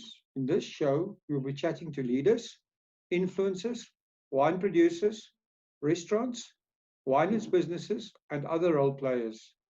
Tune in every Wednesday, Friday, and Sunday for our latest episodes. You will find us on YouTube, Facebook, Instagram TV, Google Podcast, Apple Podcast, and Spotify.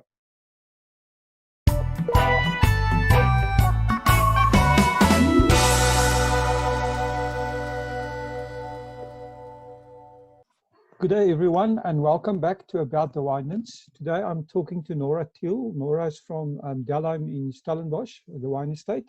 Welcome to About the Winelands, Nora. thank you very much for having me. It's wonderful to actually speak to someone outside of the farm. I can believe that. How did you guys cope with our lockdown situation? Initially, it was awesome because we had no people walking here, and we live right slap bang in the middle of everything. So it's quite different to not have customers or visitors 7 days a week with us. We even had our bookies walking through our parking area, which they've never done. So it's quite special. But you know, when the cash flow dries up, then you also start worrying. So. Yeah, I can believe that. But I must say, it must have been the first time that you actually, in your lifetime, that you had a farm to yourself, right? Yes, yes. So I was born here, and well, in the hospital in Stellenbosch. But I mean, I grew up on the farm, and we always, since I was born, had people around us. And because my father was instrumental in the starting of the Stellenbosch wine route in 1971, you know, we've always just had visitors visiting our homes, and you often have people walking straight through your house just taking pictures and saying, I don't have to worry because they're just looking, you know. It's like Oh my word. that's how we grew up, yeah.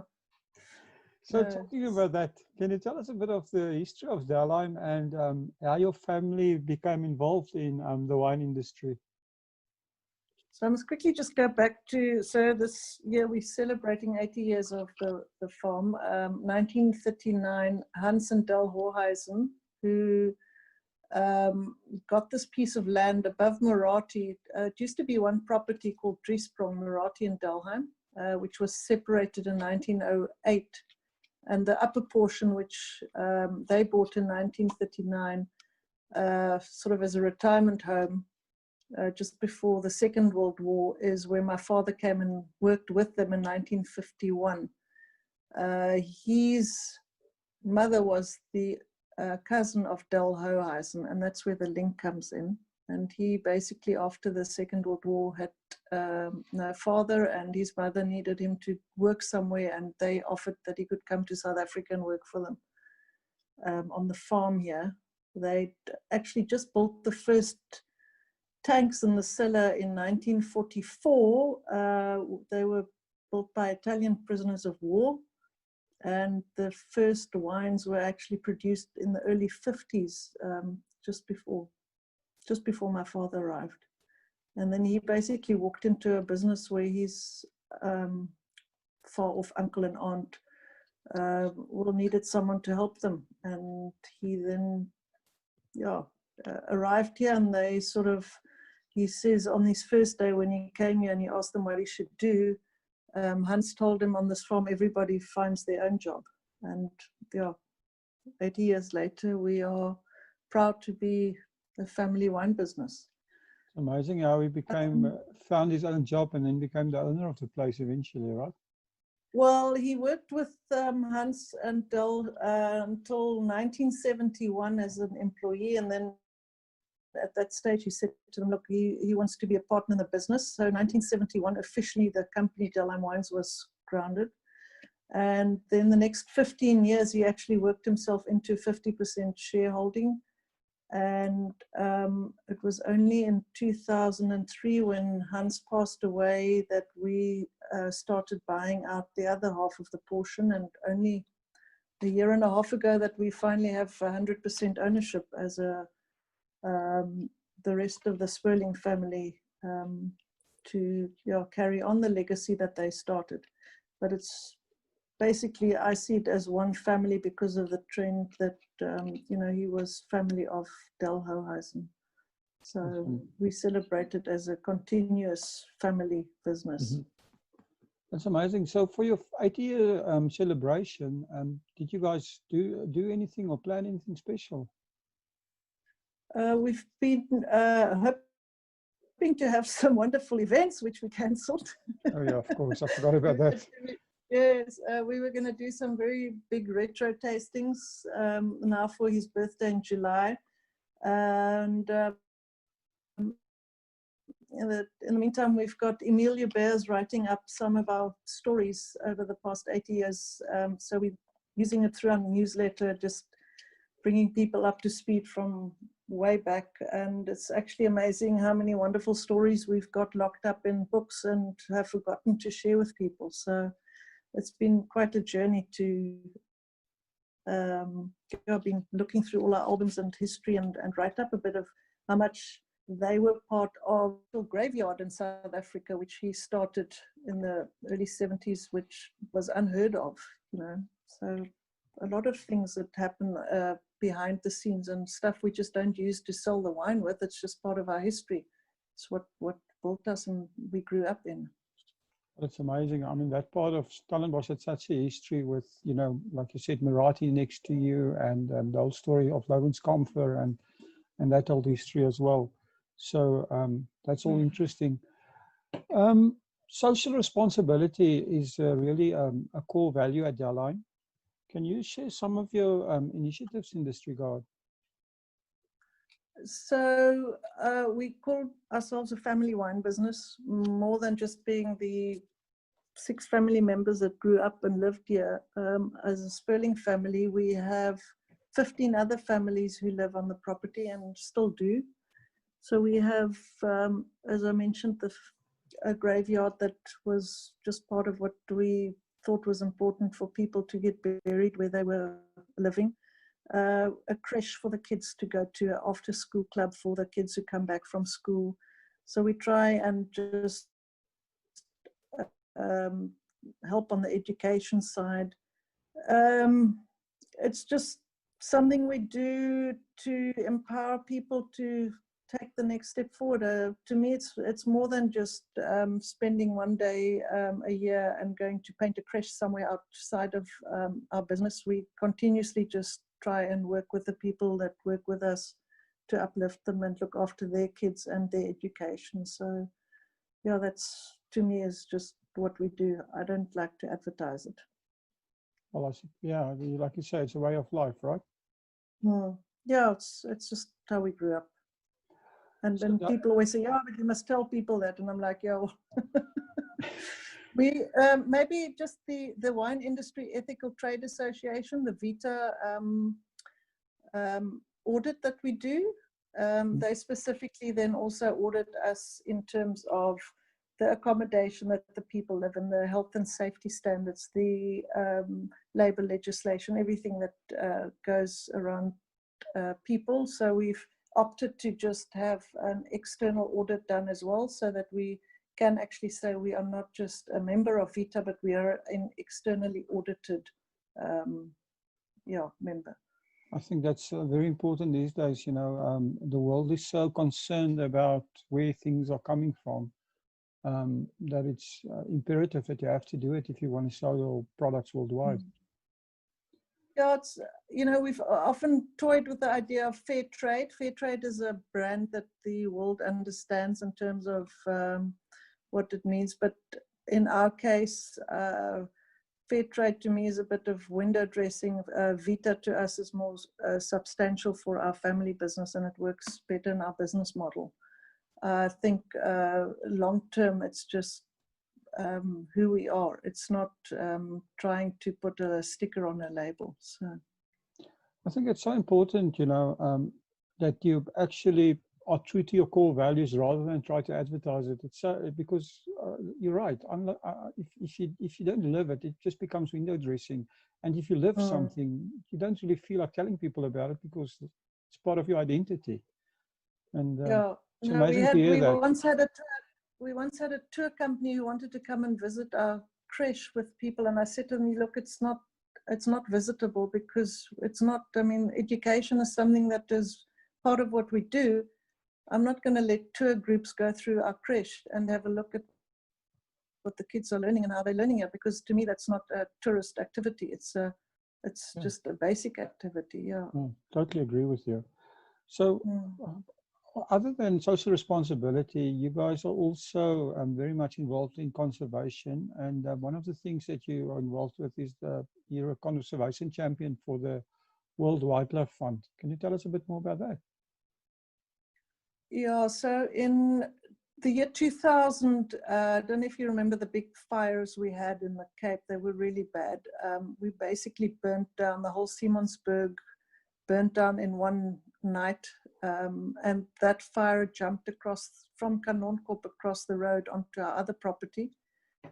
It also burnt down the Klapmutskop, and in 2001 we had visitors walking up the Klapmutskop, and I got a phone call from this gentleman who said, "But do you realize that you've got some very unique fynbos up here?" And I was like, we didn't realize what we had there, because it was completely overgrown with pine trees and blue gum.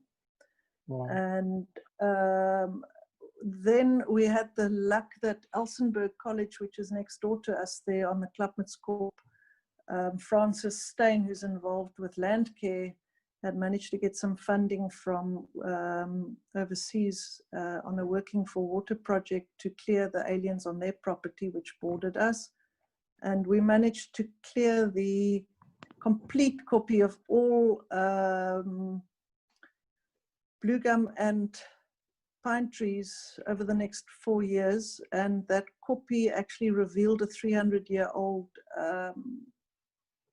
Breda River yellowwood forest, which is incredibly unique. And in 2003, we opened up the Klapmutskop Conservancy with 5 neighboring farms there to help keep the aliens out and protect that incredible find. And that Klapmutskop Conservancy, which we sort of started running out of a desk in my office, we then registered as a non-profit organization, then started doing hikes up the Koppie for people to enjoy. And that little conservancy then grew and expanded to become the Simonsberg Conservancy, which now includes 35 members around the whole Simonsberg as well as Klapmutskop. And through that, in 2004, the WWF got involved with the wine industry to help protect fynbos, because we are lying in the critical fynbos landscape. And they realized that if they don't help us to see what we need to protect, which is exactly what I didn't realize we had, they came and helped with conservation management plans and deciding what land you shouldn't be using, specifically mapping water areas that we weren't quite aware of that had special, even frogs and wildlife that we were just not, savvy to. So they started this project, the Biodiversity and Wine Initiative, which encouraged wine farmers to look at what they have in terms of conservation landscape. And if you had more than 10% of your land contributing to conservation or saying stewardship on it, you could become a champion in conservation. And it's in the last couple of years, they've chosen to carry on working only with the champions in the wine industry, which are, I think we're 42 members at the moment, that get support from WWF in terms of conservation management plans. They audit us in terms of how much we do with integrated production of wine audits, recycling of water from the cellar, that we do recycling on the farm, the footprint we leave when we do any spraying, least spraying possible. So it's a complete holistic approach to conservation. It's not just looking after the vineyards and the fynbos, but it's a business approach. That's amazing. So, talking about conservation, the other thing in the Western Cape, a huge issue, water and the conservation of water. So do you guys do anything specific in that regard? Yeah, so we've changed the way we used to water in the vineyards to being more stress managed. You would use a pressure bomb test on your leaves of your vineyards to check how much water is actually in the leaf of the vine before you would add any water into the soil by giving it drip irrigation. Drip irrigation is also less using water that evaporates when you're using overhead sprayers. So you would minimize the amount of spraying of or watering the vineyards. We also do, interesting fact is you use about 5 liters of water to make 1 liter of wine. Wow, I never knew that. Yeah, yeah. So in the cellar, when you're producing the wine, you have to do a lot of cleaning, and all the water that then runs out of the cellar, we're one of the first people to set up a water recycling plant. So we treat that water, we mix it with some of the bathroom waters that comes out of septic tanks to make it live again, and adjust the pH on that. We let it run through a wetland, and then we pump it back into a irrigation dam, and we irrigate all our gardens with that water. So it's quite an expensive exercise, and I remember my dad, when we were doing it, he said, "You must mal," because it was costing so much money. But to me, it was just not a negotiable.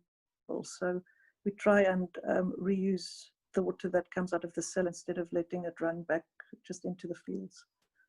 Well, that's amazing. Seems to be the conservation issue seems to be your baby.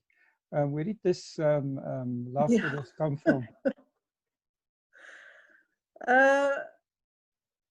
Where does it come from? Hans Hoeisen was instrumental. His property that he owned next to the timber, or in the Timbavati up at the Kruger Park, he owned 14,000 hectares that he inherited from his father, and he donated all 14,000 hectares to the Kruger National Park. Wow. And WWF gets traversing rights, a donation every year from them using that property. And he left his own inheritance to South Africa in the Hans Hoeisen Charitable Trust, which is, I think, the biggest conservation charitable trust in South Africa. And that money has actually purchased the West Coast National Park. It's made it bigger. It's done a lot of investment all over South Africa from the Table Mountain Fund all over South Africa. It's getting funding from that trust. And I was privileged enough, and Victor was privileged enough to be on his farm in the Timbavati before he passed away. And that's, I think, where our love for nature came from. Wow, what a story. So when the public come and visit the winelands, you know, they're not always aware of what they should be doing and they should not be doing. So in terms of conservation and sustainability, what tips can you give to the public when visiting the winelands? I think bring your empty bottles back. That would be good. Yeah, we used to give a little bit of money back for people who brought their empties back, but today recycling has become more, you know, normal in South Africa. So it's not just, it wasn't just us doing recycling of bottles, but I think if people could just understand that you don't need packages for every single bottle of wine that you take with you. Try, and in Europe, you sort of bring your own bag that you put your bottles into. One could reduce just even the packaging that you have from driving from here back to your house, and instead of just throwing another box away, encourage people to actually reuse, you know, like you go shopping in town with your bag. Why not go shopping on wine farms with a bottle bag? In Europe, they actually make wonderful bags, or even in Canada, I've seen these wonderful bags where you could put 9 bottles of wine in. You just carry them home. Maybe there's Bring your empties back next time. There might be a business for somebody there, making reusable wine carriers. Carry bags for bottles. Yeah. Yeah. So conservation and drink the fresh farm water that we have on our farms instead of insisting on bottled sparkling water. I think that would be a great move. I second that one. I think sometimes the bottled water are worse for you anyway. So let's get into that discussion. Exactly. So issues like conservation and sustainability and social responsibility. I mean, you have a lot of overseas visitors and tourists coming. Are these important issues to them and also to your international wine buyers? I think it's we've forgotten to tell all the stories that we're busy with. We've started putting up more visuals as people arrive on the property. So even just a sign that we put up last year that the Cape Leopard Trust gave us, because we have leopard roaming around on the farm. Just informing people more of what we're busy with, I think would do us a lot of good. People are looking out for it. I think it's non-negotiable these days that you're supposed to be looking after your people and the environment. So to me, it's like, you know, it's not something that I used to sell extra, but it would be nice to sell more or to tell more stories so that people can feel more part of the brand. Yeah, I think and I think the big thing that we're talking with the WWF about is that the little logo that they have on the championship status of conservation champions, it's not recognizable by consumers, so they don't understand what it means. And we need to work harder on making that link between conservation and the wine brands that are actually looking after the environment. What about your buyers internationally? Do they actually compare brands and look at these things, or do they just buy on price? I wish there was a bigger drive. Well, let's talk about the basics. Can you give us your very own wine quote or your favorite wine quote? Yeah, it's that part of just enjoy the wine, don't overthink it. We've complicated the wine industry so much, people rather drink beer. If we could just make more people enjoy a glass of wine easier than being worried whether they know too much or too little about the wine. I think it's make it simple that people can just pick up even a Gewürztrum. You know, I was talking to someone about today. I said people are just scared of the name, never mind the wine, but it's such a beautiful wine. And if more people could just put a bottle of Gewürz on the table and say, enjoy this with a curry, and enjoy the simple things in life, because it is just amazing what we can make out of grapes. And we just complicated it because people think they don't know enough about it, so they'd rather not try it. Simplify it and enjoy wine more. It's very interesting that you just said, because it just made me think, you know, you were just mentioning this, the social media side of it and stuff like that. That would, for instance, be an interesting story, because I think a lot of times people want to hear from the wine farm or the winemaker or the winery. What, you know, if it comes from you saying, have this with your curry, then people will actually have it. If they see that story coming from the source. So that's quite interesting. So Nora, just quickly, if visitors coming to Delheim, just give us a quick rundown what they can expect on the estate. At the moment, they can come from Monday to Thursday between 9 and 5 and buy wine. That's it. And see the beautiful autumn colors on the mountain. Okay. We're strategizing tomorrow about when to reopen restaurant and so on. It's midwinter, and we've decided to not do, we've had to cancel our mushroom experience. We even put a mushroom box together. People can order some dried porcinis with risotto with a wine selection, have it ordered home. And we'll have to reconsider how and when we open, because it's winter and our whole restaurant team is actually working in the vineyards and helping packing wine. We've tried to keep them busy. We'll have to open with a bang later in the year, rather than sort of sit and wait for people to feel comfortable to do outings or to restaurants again. But we'll be here and we'll look after the farm for everybody until it's time to be ready. If people want to get hold of you or they want to order wine, how do they do that? Online, yeah. Any online platform that has Delheim on it, please support us. And then our own online platform, we've also just made it much easier. You can even use SnapScan on there, so people can order their wine home. We are available in a lot of retailers in South Africa. Otherwise, take your car and drive up here in the middle of the week. It's incredibly beautiful at the moment. The winelands. Yeah. And yeah. Awesome. Nora, thank you. It's been such a pleasure talking to you, and it was so interesting.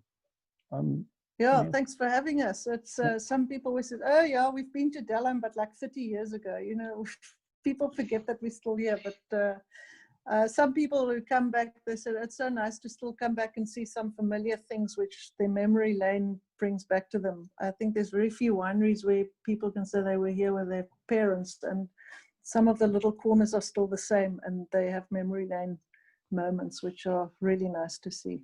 So look forward to seeing everyone again. Well, that's awesome. Thank you very, very much. I appreciate your time, and I'm sure everyone will enjoy this. And yeah, And thanks for having me. Yeah. No, thank you very much. Wonderful. And we have to see you out here as well soon. Oh, absolutely. I definitely will be. It was one of my favorite places to come as a student in the 80s. So I hear what you're saying There when you see. Yeah. You know, exactly. about nostalgia at Delham. Yeah, exactly. Thank you for supporting our show. If you would like to get more exposure for your business, please have a look at our sponsorship options.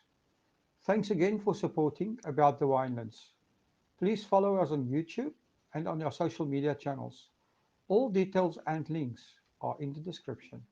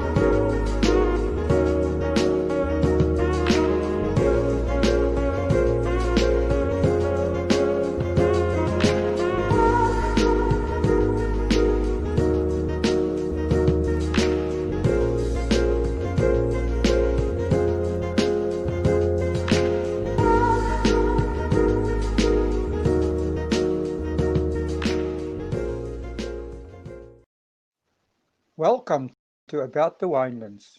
In this show, we will be chatting to leaders, influencers, wine producers, restaurants, and other role players.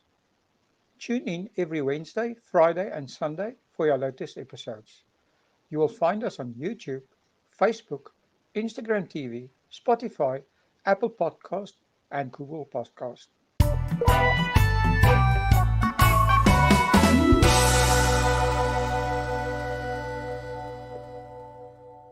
Hi everyone, and welcome to About the Winelands. Today I'm talking to Johannes Richter, a journalist at Wineland Magazine. Welcome to About the Winelands, Johannes. Hi, Walt. Yes, thank you.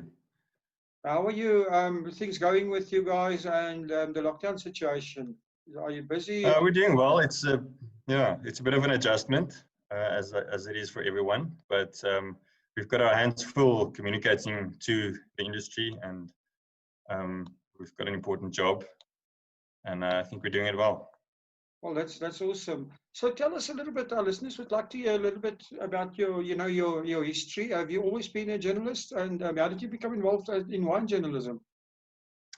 I haven't always been a journalist. I actually started in publishing. I studied at the University of Pretoria, where I majored in English and information science. I was one of the first students to do a postgraduate degree in publishing, and that was 20 years ago. Oh, amazing. So I started outside journalism. I was involved in the publishing industry for about 17 years.